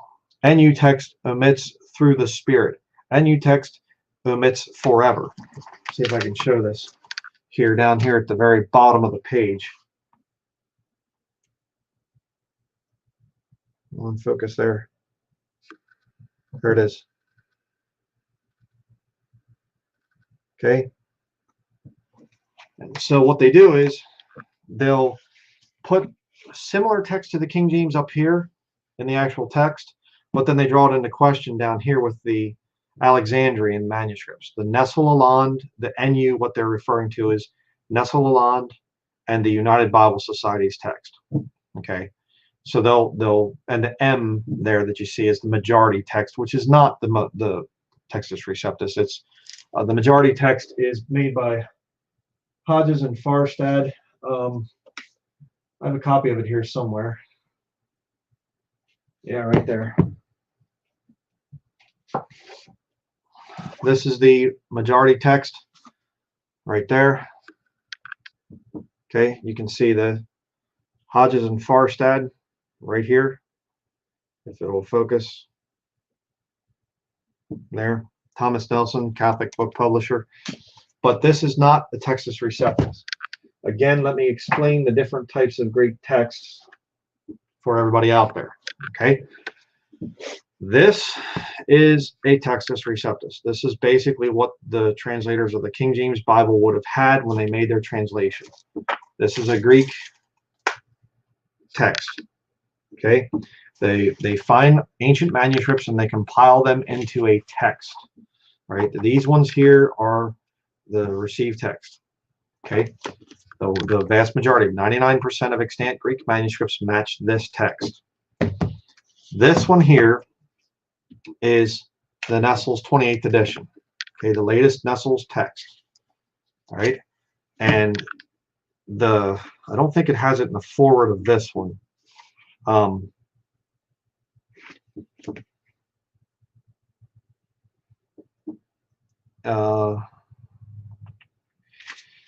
They did put a new thing in the 28th edition, as you can see right up there at the top, the Catholic letters and things, but this one here is an Alexandrian text. This one comes from, this is a Syrian from Antioch.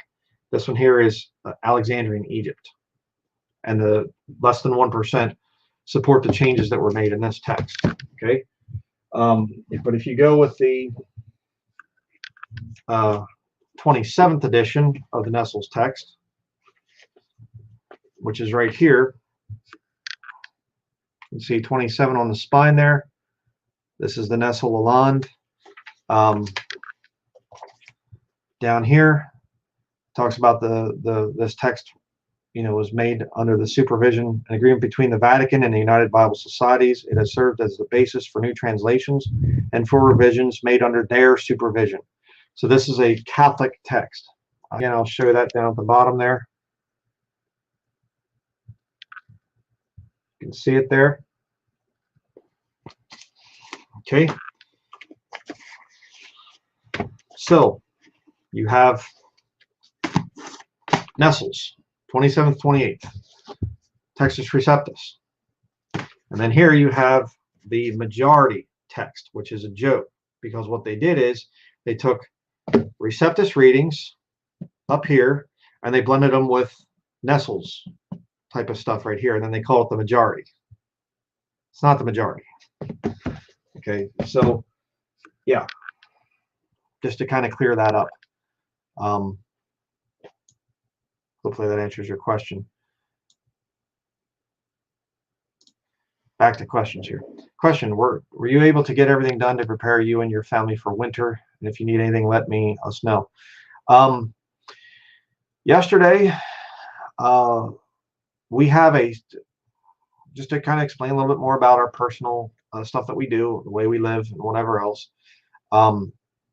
We have 2 springs on our property. Neither one is able to, we can't really get water out of them at this point. The one is a spring fed, like a little pond, maybe about 16 feet in diameter. It's not a very big pond. But the moose like to go down there and they like to drink from it. So you can't really, they probably drink and urinate in it and whatever else. And so we don't really want to get water from there. It is spring fed little pond, but not a real good source for water. And then there's one that's called a side hill seep. We just discovered it this past winter, and we are going to try and work on that. And if anybody has information on how to work on a side hill seep spring, it comes out of a, there's a hill going down, there's a little bit of, there's a big rock, and then underneath the rock, the water comes out and it runs down through the woods. And it's a pretty good flow. So I'm excited about that. We're going to have to build some kind of a box or something and put a pipe that comes out and goes down the hill and then comes out. And then we can just go to that pipe for running water. We're not going to drill a well. Again, talking to our neighbors, it's really rocky up there because it's up on top of a mountain, essentially. Not the very peak, but it's up in the mountains. And about 900 something feet above sea level. So, so we have to get water from another place. There's a spring that we drive to get our drinking water. And we also use rainwater catchment for washing clothes, bathing, washing dishes, that kind of thing. So we have the springs in the area basically go dry in the summer months, and so including our own spring. And so we have we bought a big tank, and we go and we fill it manually, and then that we can stretch that through a couple months of summer. Well, then right before everything freezes, we have to drain the tank, or else it just turns into solid ice inside there. So we did that yesterday, and the springs are back up again. They're running again. So that's what we do for running water. So we did that yesterday. We were doing firewood. There's still a few projects that we have to get done before winter hits. It's a tough life here. Again, we're doing it as a way that we can tell people in the future, here's how you can live without debt. Here's how you can save lots of money and whatever else. Paul wrote and he said, I am made all things to all men, that I might by all means save some. When you get into ministry, the Lord will put you through things so that you can witness to other people and you can tell other people how to do things. So, but good question. Yes, we still do have some things to get done. Do I have an opinion on Dr. Walter Martin? Yes, I do. He takes it easy on the Catholics. I don't trust him.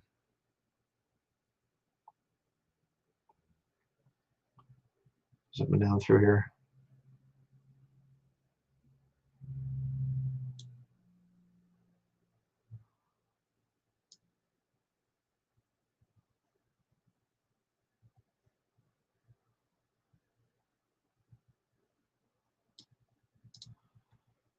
Greetings from Scotland. Thank you so much for your videos. I've been watching nonstop and learning from you, and it's changed my life.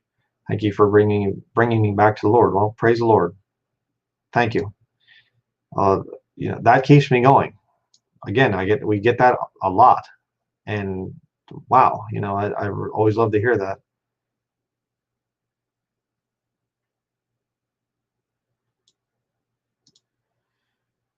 Question: do you believe the Antichrist is born of a man and woman? Ruckman said he would come from a UFO. Not sure if he was serious or joking. If so, I think he is alive today, waiting to be revealed. I think the Antichrist is alive today, waiting to be revealed. But Ruckman was joking about the UFO thing. I know this sermon. He goes, he talks about this UFO come down, this 13-foot tall Christ steps out. I think he was just kind of messing around there. I do think he's just going to be a mortal man.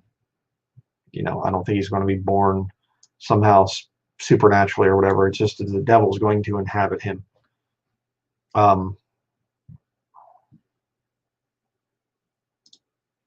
Question: what was the significance and meaning of the circumcision in the Old Testament? I've heard that Christians today are circumcised in the sense that soul and flesh are separate. Yes, they are. That's in the Bible, but we're not going to go into the whole thing there. But the Lord did a few things to separate the nation of Israel, the Jewish people, from the heathen nations around them, and circumcision was a part of that. So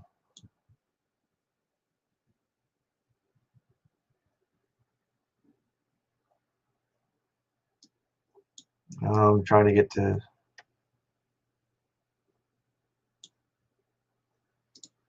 Question: should we resign to a cashless system, or should we leave while we are not completely tracked? If we leave, how will we buy and sell?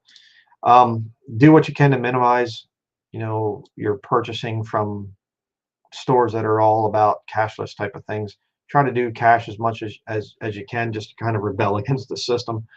I mean, it's inevitable. They'll outlaw cash. They're trying to make little jabs at cash with the coronavirus thing. Yeah. But there's ways that you can live where you don't need a lot of money. Make yourself poor so that you can be rich. Another way to say it. Question: please remind us where you get quality cotton clothes. Well, secondhand stores are a good place. We go there a lot. I'm literally wearing this is a secondhand sweater. It's a wool sweater. I wear it in the wintertime.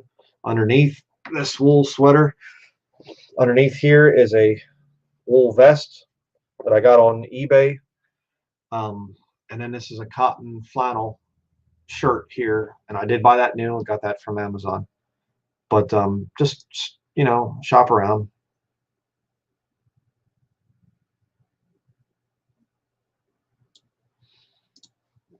Dig a depression below it and build a box around it with a lid. Yeah, that's what we're going to do. But the problem is, it's kind of the rock kind of comes like this, but then it kind of flattens out for a ways, and it's kind of swampy right there. So it's kind of I would normally, if it was a really good hill, I would just build a little box around it, let the water fill up and come out a pipe, and call it good. I mean, it's basically what we get our water from. There's a pipe where they have water coming out there.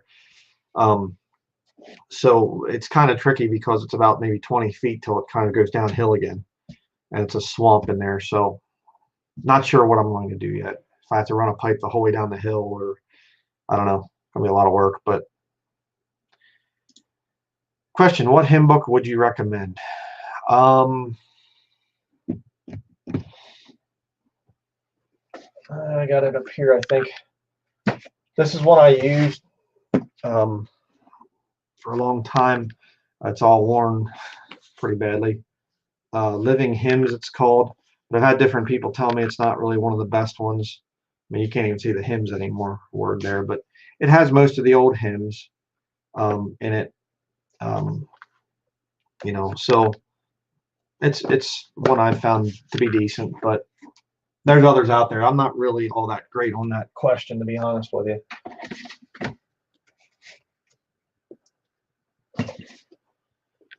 So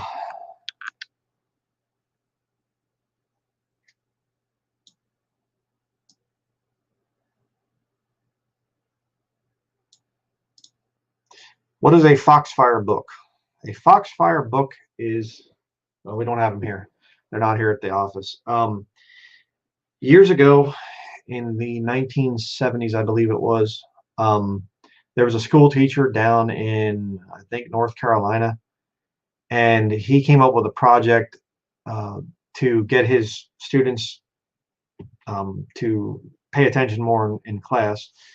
And it was basically go on out and interview older people, like your grandparents or elderly people that are in the area, and get them to explain how they did things before electricity and before modern ways came in. And so these students would go out and they would actually interview older people, and they would talk about, they would audio record, and then they would basically write phonetically, how they were speaking, write it out in a series of, it was a magazine, then it became a book series. And it's really fascinating stuff about how mountain people lived in the Appalachian Mountains back many years ago. A lot of interesting wisdom and things there. Don't agree with everything that they say, but that's what the Foxfire books are. How to build a log home, how to raise pigs, how to, out there in the mountains, how to hunt, how to fish, folk medicine, things like that. Question: do you think that there is a spiritual tie with the mark of the beast where it only can be accepted by free will? Yeah, I do. I don't think that it's going to be forced in the sense of people won't understand it or whatever else. I think that it will be a clear join, and give your allegiance to the beast type of a deal. It isn't going to be just a banking thing. Um, they're going to have to merge the political and the religious, and we see more and more Catholics coming in all the time to the political spectrum. I mean, we have no choice right now for president here in America.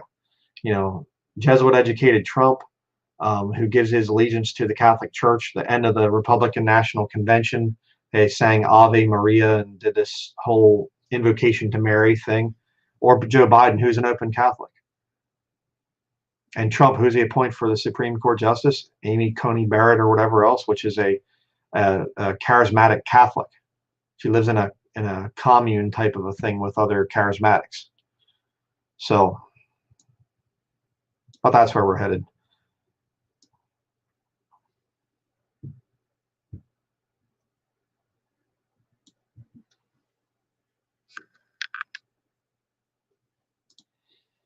Question. I moved out of my country 2 years ago, and ever since I watched your video on interracial marriage, I've been wondering if I should go back to my homeland. Well, if your homeland is a good place, my ancestors came to America to escape the Roman Catholic controlled religion thing of Bavaria. That's where my ancestry's from. I mean, there's literally a town of Denklingen in Bavaria, and Denklinger Rotwald, Red Forest over there, named after my ancestors. So my ancestors came here in 1714 to Pennsylvania, actually. I've kind of migrated more north now in the state of Maine, but if I could go back to Bavaria, I would go back to Bavaria. I would go back to Germany. I would love to go there. I would absolutely I think it'd be a really neat experience, but I don't think I could preach there the way I preach here. So that's why I'm still here. What will happen in the future? I don't know. But if you can go back to your country, the Lord calls you to go back, then go back. Absolutely. Question, are you excited for this wonderful vaccine coming out? Oh, yeah, I just can't wait to get, toxic chemicals put into my blood. Oh, I'm sorry, they mean muscle. You put it up here in the muscle, and it somehow magically doesn't get into the bloodstream, but yet it requires the bloodstream to get it to where it needs to go. Yeah, thankfully, and here's the point, just to really encourage you out there, here's something that you need to know. Any law, no matter how it's passed or whoever passes it or whatever, they need to have 60% compliance for that law to pass, for it to actually be enforced. Say it that way.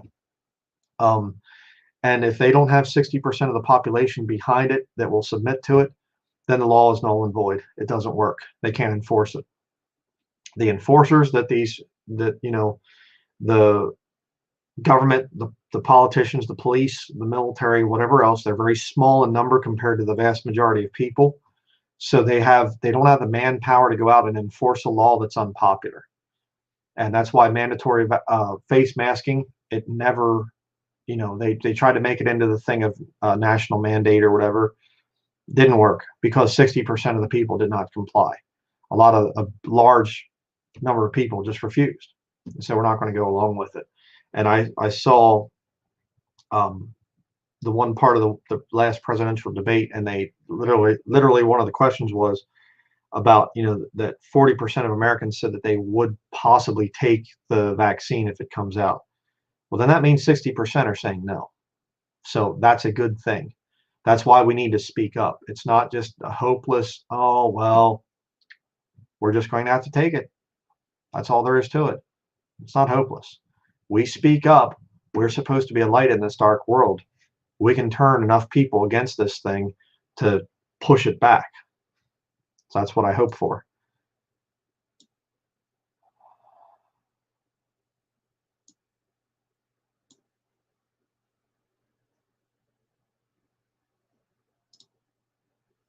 Question, what do you think of Ruckman's note on 2 Thessalonians 2:7 in his study Bible? He says the one taken out of the way is the man of sin, the Antichrist, that he gets killed and then he comes back as the Antichrist, I guess, or something. Don't agree with him. Doesn't make sense. Because he who now letteth will let until he be taken out of the way, and then shall that wicked be revealed. Well, that doesn't really make any sense. You know, that the Antichrist is going to hinder himself from showing up till he's taken out of the way. Taken out of the way doesn't mean he dies and then is resurrected. Ruckman was wrong on that. Ruckman was wrong on a bunch of things. King James Bible is my authority, not Peter Ruckman, which many people already know that, but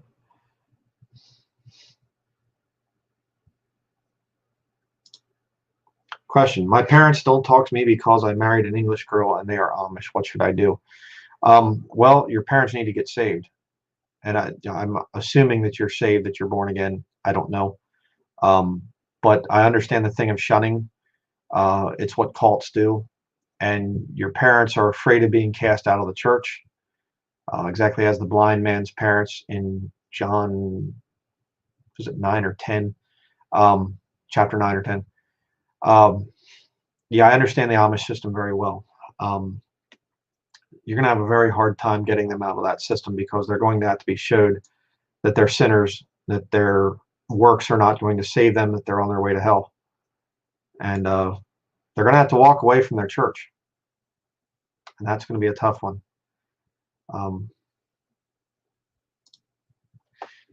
Question, what would you advise a 19-year-old girl? What advice would you give a 19-year-old girl? Learn to be a keeper at home. Learn skills with your hands. Learn the Bible. Pray for a godly husband and wait for a godly husband. Do not compromise and just say, I want to get married. I'm not getting along with my parents. I'm just going to run out and get this guy's, I'm interested in this guy and he's interested in me. I think he loves me. He's got some issues. He smokes and he drinks and he looks at pornography occasionally, but I think it'll get better after marriage. Oh, brother, no, don't ever fall for that stuff. Unless the guy is born again, saved, don't mess with him. If you're born again, if you're a Christian, wait for God's timing for a husband. And that might be a little while, but just be there. If you're at home with your parents, then make yourself useful around the house. Say, hey, mom, let me help with cooking. Let me help with cleaning. Teach me how to cook. Teach me how to clean things. I'll go clean the bathroom. I'll get down on my hands and knees and clean around the toilet. Whatever. Serve your parents. Honor thy father and mother. And learn skills that will be useful to you in a future marriage. If you decide to stay single, then, pray about what the Lord wants you to do there. All right. That's my advice to a 19-year-old girl. That's the advice I would give. I don't know if you are a 19-year-old girl, but I'm assuming you are.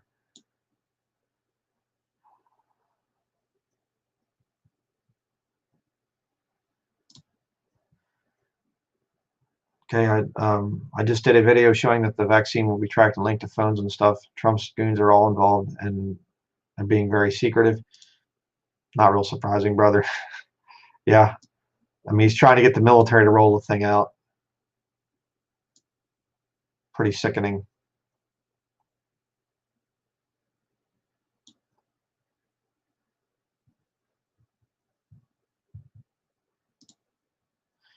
I'm in the UK and they're putting us back in lockdown. Yeah, I heard that. There's no way I'm complying. Well, do what you can. I think if people would come together in numbers, again, see here again, there was a scene in a movie that Bob Jones University put out. I'm not a fan of Bob Jones University, but they put out a movie called The Printing, and there was a time when they actually had a church service in Russia, Soviet Russia, when it was illegal, and they had 100 people come together and they were worshiping, and the authorities came and they only took away the pastors, the elders, to take them off to prison, and whatever. But the point is, you get enough people together and you get out in public and you do things and whatever. I think if we had Christians that could network and say, let's get together and let's all go to the store and nobody wears face masks. Let's all walk into the store together, 20, 30 people, 10 people. If you're a lady, a saved lady, and your husband's saved, don't go to the store without your husband. Okay. Saved daughter, don't go to the store without your dad or your older brother or something. Go in groups. Okay. things have changed. We can't just say, oh, it's going to be fine, everything's going to be all right. We need to come together in power and strength, and do what we can to resist this evil.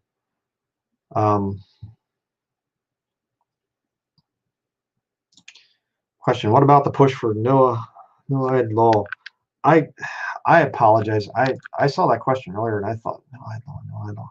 Maybe the Lord will bring it back to my mind, and He's not. I'm forgetting what that means. I'm sorry. If you could just clarify what the Noahide law thing is. Forget what that is. Question: are there any videos of you comment on apologetics? I saw a few videos from David Wood, and he believes in Trinity. David Wood is a trained Jesuit. Okay, don't watch David Wood. David Wood is no good. All right, he is a Trinitarian, and anybody that's been trained by the Jesuits, according to the Jesuits, is a part of the Jesuit family. So that's why I just call them Jesuits. So yeah, the apologetics thing is basically guys that want to destroy people with their intellectual arguments and superiority and whatever. It's pride based is what the whole apologetics thing is. Men of God are supposed to preach the word, not get into scholarly debates and sit around and, you know, debate so and so, and I'll debate so and so.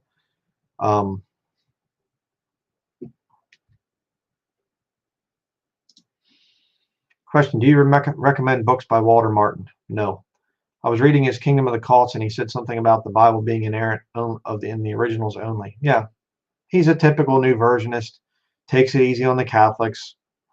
No, I don't recommend his books. I actually have them. People send them to me, but I was given one many years ago by my older brother, but I don't recommend him.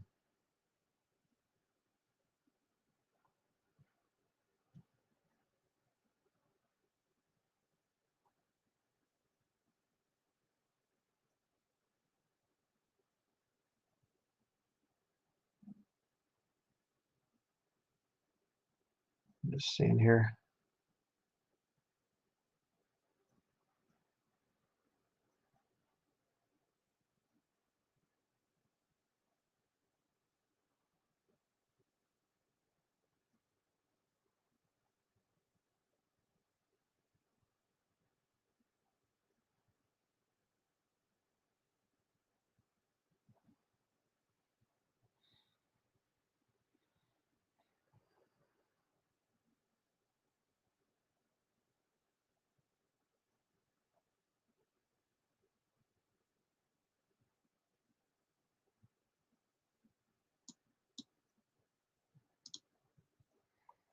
This is Carl. I don't know if you missed my question, bro. Have you checked out Grace and Truth Ministries, the pastors, Jim Brown? What do you think of us teachers? Go to Romans chapter 8, verse 29 to 30. Oh, nope. Ooh. Picked up the wrong one there. Just hold on. Let me get that out of the way. I don't want to get corrupted from that thing. Romans chapter 8, verse 29 through 30. I don't know. I've never heard. Jim Brown sounds familiar. Grace and Truth Ministries sounds familiar, but I dealt with a lot of things over the years. I'm not sure. For whom he did foreknow, he also did predestinate to be conformed to the image of his Son, that he might be the firstborn among many brethren. Moreover, whom he did predestinate, them he also called, and whom he called, them he also justified, and whom he justified, them he also glorified. So I'm assuming probably it's a Calvinistic thing, because that's one of the Calvinistic favorite passages to go to. It's one of their go-to text, proof text. So I don't really know much about him. But if he's going to that passage, Romans chapter 8, verse 29 through 30, it's probably a Calvinist. There's all kinds of problems with Calvinism. What do you think about Gideon Brothers? I don't know about Gideon Brothers, sister. I'm sorry. I don't really know about that. The Gideons, I've heard of the Gideons that go out and give out Bibles and things, which I don't recommend them, because they started going with New King James Bibles and using new versions to give out.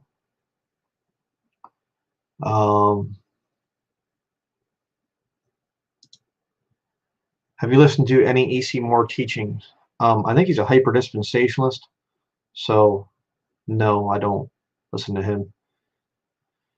Do you think taking antidepressants is okay for a safe person, even if it helps? No, I don't, because any kind of a pharmaceutical drug is a form of witchcraft, because they bend, shape, and change reality. That's the definition of witchcraft. They're doing it with toxic chemicals, and I've made a statement, very simple statement. You can't get good health from toxic chemicals. And believe me, you would not believe the stuff that they put in these pills. I mean, we have the medical books to prove it. You know, we've spent a lot of money on that. So yeah. Question: do you think Nabil Qureshi was saved? No idea. I think he was some former Muslim or something, whatever, spoke different times. I don't really know anything about the guy. Do you know of any good material on how the King James translators made certain decisions on their translation? Boy, that's a good question. I don't know. There's a bunch of different books on that. Most of my books on the Bible version issue are back this way. You know, the Bible's up here. Then I have a bunch of stuff on the translation there, and down into here, and even some stuff down there. I can't name one off the top of my head. Maybe Gibbs' Understandable History of the Bible. Oh boy, good question.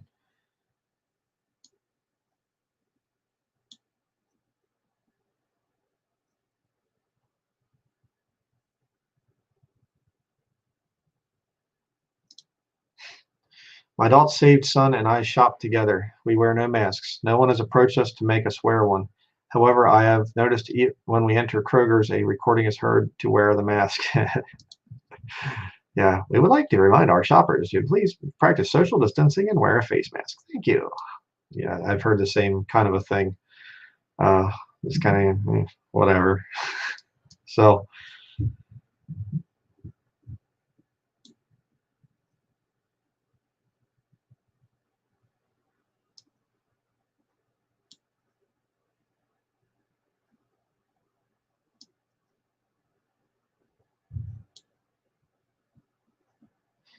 you just got to say this real quick. Antidepressants have my depression so much worse. I've come off them recently and I've been feeling much better.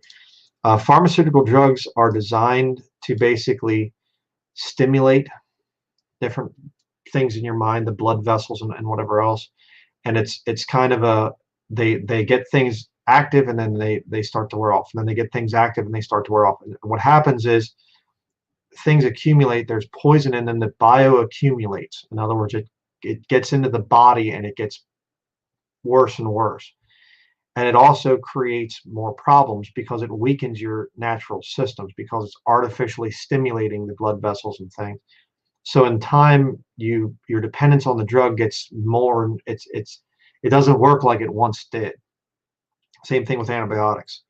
You go for antibiotics for a cold, and the next time you go back, that same prescription won't work because your body, you know, the virus or the bacteria will change and whatever.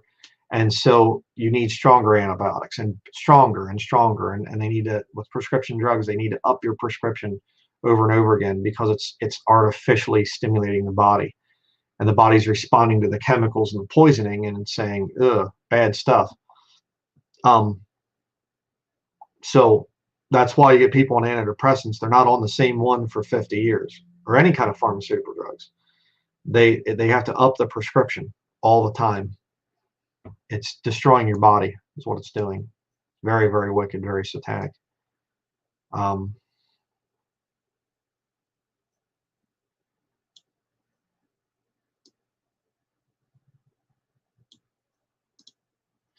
Question: is receiving pensions or retirement checks of God? Well, I understand the concept of retirement or getting a pension type of a thing, and you're investing money into a 401k and they're matching what you put in, and so you get kind of thing back. The problem is I would call it uncertain riches, because when the stock market collapses, which is not very far off, a lot of people are going to lose their 401ks. They're going to their investments that they're people putting things into the stock market, and you're getting the money coming back and whatever. It's going to crash. And so having that as a hope is a bad idea. There's a guy I watch, an economist, and he says, if you don't own it, or if you can't hold it, you don't own it. And that's very simple. And you see that throughout the Bible. Abraham was wealthy because he had possessions. And it wasn't just gold and silver and precious stones. It was, cattle and lands and whatever else. It's one of the reasons, that wingnut that I showed in the beginning of the video, he's talking about land that we bought and whatever else. Well, part of the reason I bought land is because, number one, if the economy goes bad, I can log my own property and sell logs and make money that way. Secondly, it's something that I can pass on to my son that I know will have some future value. If I just take all my money and stick it in a retirement account someplace, well, that's probably not going to be there for my son someday. So now I understand that catching up is probably going to happen before my son becomes an adult. I get it. But the Bible says I'm supposed to lay up for my children. A good father will provide for his own. So the best way for me to provide for my son is to have enough land that we can log it in the future if we need to, which we're already preparing. We're pruning trees and things. We like to go out as a family and prune trees. I know we're weird, but we like to prune trees and, increase the health of our property, so the trees get bigger, get healthier. So one day if we log it, be decent money. So if you don't, just remember that statement. If you don't hold it, you don't own it. That's a problem with retirement and pension. Question, will you be doing any street preaching in the future? Possibly. I've gotten out of it simply because right now with the climate in this country, doing street preaching, it's not something I'm called to do all the time. I have done it in the past, but this country is a powder keg ready to explode right now, and I'm just going to kind of let things kind of go for a little while, and then we'll see what happens in the future. But I'm kind of always on call in terms of that. If anybody ever goes out here and tries to protest or whatever else, I will go out and preach to them. Our old property up in Bridgewater, that place there, they had a rock concert, and I went out and I preached to them and things. So if I am ever at some place and there's some wicked thing going on, I will street preach at that type of a thing. A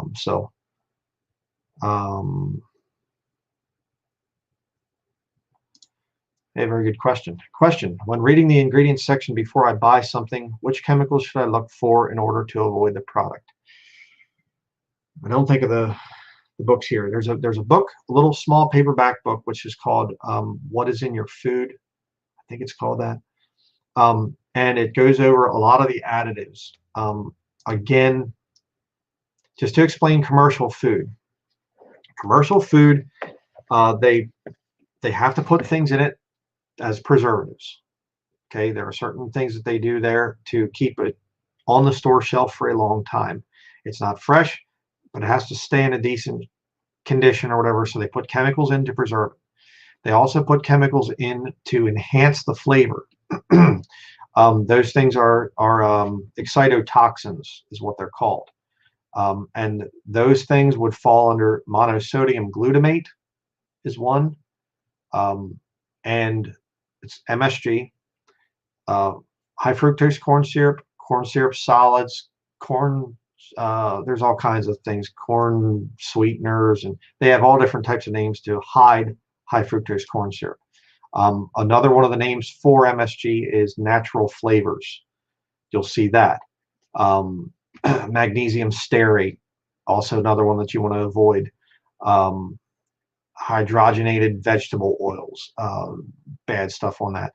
I have a study that's the sin of gluttony and how to fight against it, I think is what it's called. It's an old study. I did it years ago before we came to Maine. And you can watch that, and I get into a lot of those food additives, stuff that you should avoid. And you will notice a difference, by the way, when you start to avoid those things. And that's good answer here, Brother Matthew. Anything that you cannot dig out of the ground yourself or pick from bushes, trees. Go to the fresh produce area of your grocery store, and that's usually going to have, if it has an ingredients label list on the back, good chance it's going to have something bad in it. But I'm not saying don't buy anything without an ingredients list.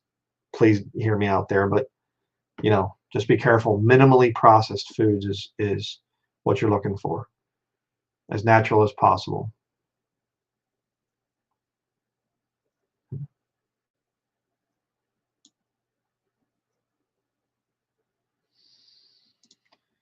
Question: is it okay for a medical checkup for a woman's issue just to find out what's wrong, not for treatment, meds, etc.? Well, I would simply say with that, find ways. It's so bad going to the doctor, because most doctors they're pushing pharmaceutical pills, and they'll get it. I mean, they will do this thing of, how are you feeling today? Well, I'm a little bit, stressed out about whatever. Oh, you're stressed, really? Well, I mean, you can't be honest with them. We avoid doctors altogether. If there's some issues my wife is having or whatever else, she'll look it up online, natural remedies for, or I'm having pain someplace or whatever else. Get some books on natural healing, natural health, nutritional therapy type of stuff. Be your own doctor is what I would say.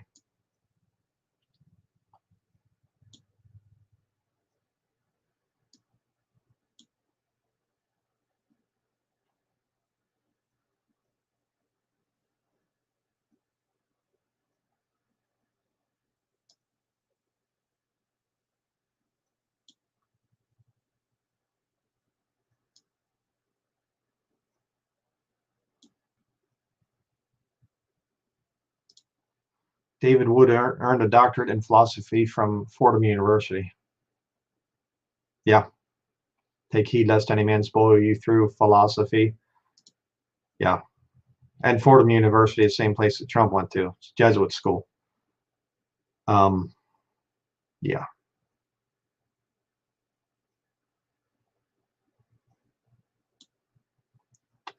Just got to reply here. Trump is a Jesuit-controlled devil. Yeah, his building there in New York City is the core is based on the Palace of Versailles or something like that. King Louis the 14th, or I probably have that wrong, but the king that he patterned his penthouse there in New York after was he hated Bible believing Christians and put them to death. So it should kind of tell you, this is the hero of Donald Trump, a king in France that hated Christians and persecuted Christians. I'm going to vote for Trump. He's a good man.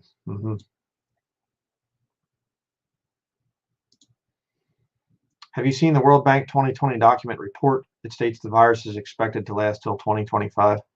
No, I haven't seen that. We can fight against that, though.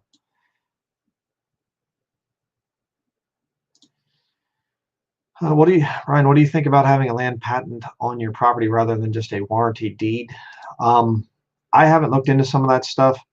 I know that there are some things out there. Probably should look into it. I just kind of rely on the Lord to take care of me in those areas.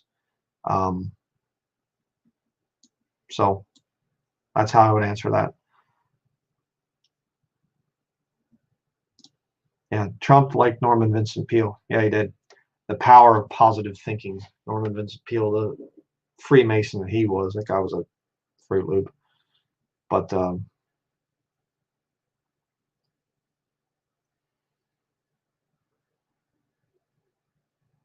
so, well, I should probably, I guess, bring this to an end. It's 2 hours. So the don't forget that I'm what the guy call me? The money grubber. Ryan Denlinger, the money grubber. So, you know, I've been wanting to just get on and just have a little fellowship with the brethren. I always like these times together. So I just thought it'd be funny. You know,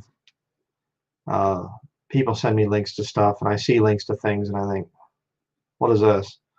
And so, you know, just to explain, you know, what the deal is with the GoFundMe thing. And you know, hey, to everybody out there, all these people, please issue a public apology for lying about me. I'm not sitting on $32,000, so that's pretty much ridiculous. So, okay, we will shut this down, and we still have a few things that we need to get done. Some here in Maine, when winter's coming, and it was actually snowing this morning. We're supposed to get about 2 inches of snow tonight. When it's getting ready to snow, you have to make sure, first and foremost, anything on the ground around your property that you don't want to be there, you have to get it up and get it put away. And so I've been trying to tell my son, you know, anything outside that you're playing with, we need to get it off the ground, because when the snow starts, we aren't going to be seeing the ground again for another 6 months. So, you know, you kind of need to get stuff away. So that's what we have to do. There's old logging trails on our property, on our land, that we need to clear out some of that stuff, because we're going to be doing some logging this winter. Hopefully, Lord willing, working on our future cabin, house, whatever you want to call it. We're going to be building it, Lord willing, completely with our own milled lumber. I have a chainsaw mill. So ran it many years ago, and then I updated the actual mill itself, but it's the same power head, the old Husky 394 XP Husqvarna Swedish chainsaw. So I'm going to be trying to use that this winter, but going to be doing some logging on our land, just getting things out in the snow.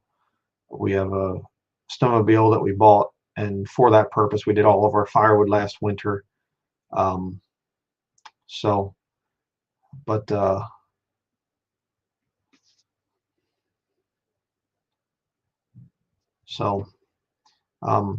lot of different things to get done and whatever else. So we'll be in and out over time here. Probably still do some live stream type of things once in a while. And I have a big plan that I'm going to keep secret for right now. Something that I have actually started, and it's going to take a while to get it finished. So I'll keep that secret. It's not another ministry office, just to kind of put that out there. We've done whatever we could to make the ministry work better and whatever, so over the years. But thankfully we now have this place here, which we still don't have a heat situation here figured out. So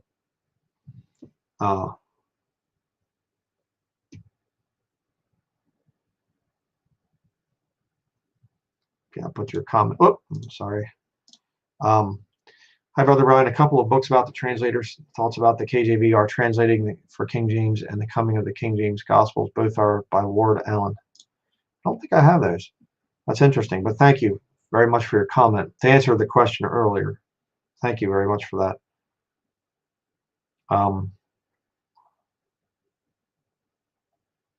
So, but yeah, I think that's about it. That's about all I'm going to say for now. But we have some work to do here at this place as well. I have another shelving thing over here. There's going to be right behind me, my head, back here on this wall. There's going to be a new shelving bookshelf that I'm putting up back there that I can fit more of my books in here, because I don't have everything up yet. There's still some books that I'm going to need to have a place to put, and so we're going to be working on that. I have some old pellet stoves that we had at Bridgewater, and they're going to be, I'm going to be selling those. They're in pretty rough shape, using them for all the years we did. One is okay, but, and then we're going to be trying to put in a wood stove in the one room over that way to give us better heat here. And I had our roof fixed a little while ago, sun porch roof, so that's good. That was a big prayer request. Got that done. So we're doing pretty good. I don't know what's going to happen if they lock the country down again. Right now, there isn't anything going on in Maine. But just seeing the devastation that this whole coronavirus thing has caused to the economy around here, it's incredible. I'll give a couple little things here just to kind of further to say about what's going on in this country. I know people have been saying that there's going to come a famine, a shortage of food and everything else. And there could be eventually, but what I'm seeing is there's plenty of food on the shelves and people aren't buying it. I'm seeing that, and I was at the grocery store early this morning, and that's literally what was going on there. But just seeing houses abandoned up here all the time. Literally, they have houses for sale that have not sold in years. The average time it takes to sell a house here in northern Maine, by the way, is 10 years. Back when the economy was decent. So now it's going to be even worse. I mean, there's literally, I see houses that are for sale and the front door is hanging open. Every day you drive by. People are just walking away from their homes. And we are an extremely poor area here in northern Maine. I think the average income is $20,000 to $25,000 for most people up here. A lot of people on welfare, very poor up here. So I think a lot of, the reason that the Lord brought us here, because I've wondered about that over the years, because we were just, we were open to, okay, if the Lord says no to buying property here, then that's fine. We'll just go someplace else. And I really feel the Lord brought us here to northern Maine. And I think about the Sheffey movie, or not the movie, the Sheffey book. And he talked about the Civil War brought in so many chances to witness to people. And, he was down in, that area where the war was actually going on, back there in the 19th century. And there were, there were so many people that were dying in the Civil War that it opened up new chances to witness. And I think that that's literally what's going to happen in the future. I do think that America is going to go into civil war, maybe not organized like it was in the first Civil War, where you actually have military, command and actual marching of troops. I don't know if it'll get to that level, at least not at first, but there's going to be a lot of killing coming up in the future and a lot of suffering, and it's going to open up a lot of chances for all of us to witness to people. So, yeah. So, just saw this, Brother Jacob. One of the trolls is live streaming your live stream. Which one? Which one is it?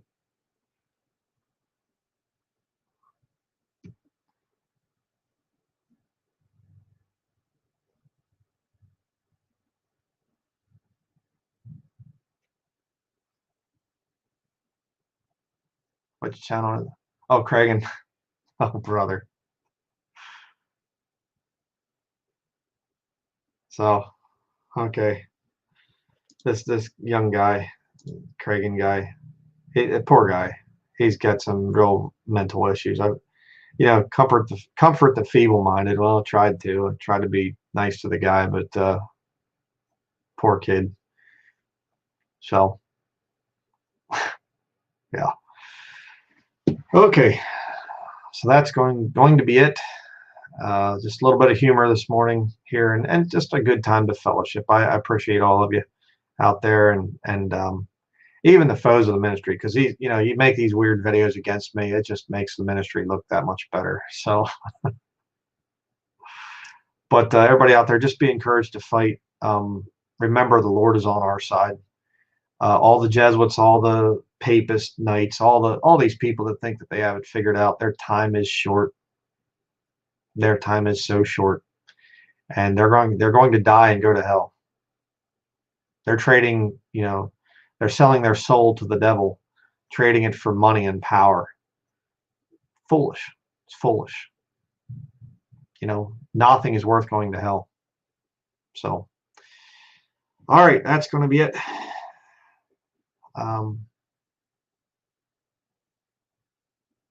Yeah.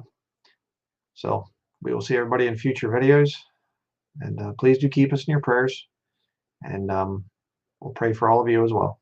So we'll see you in the next video.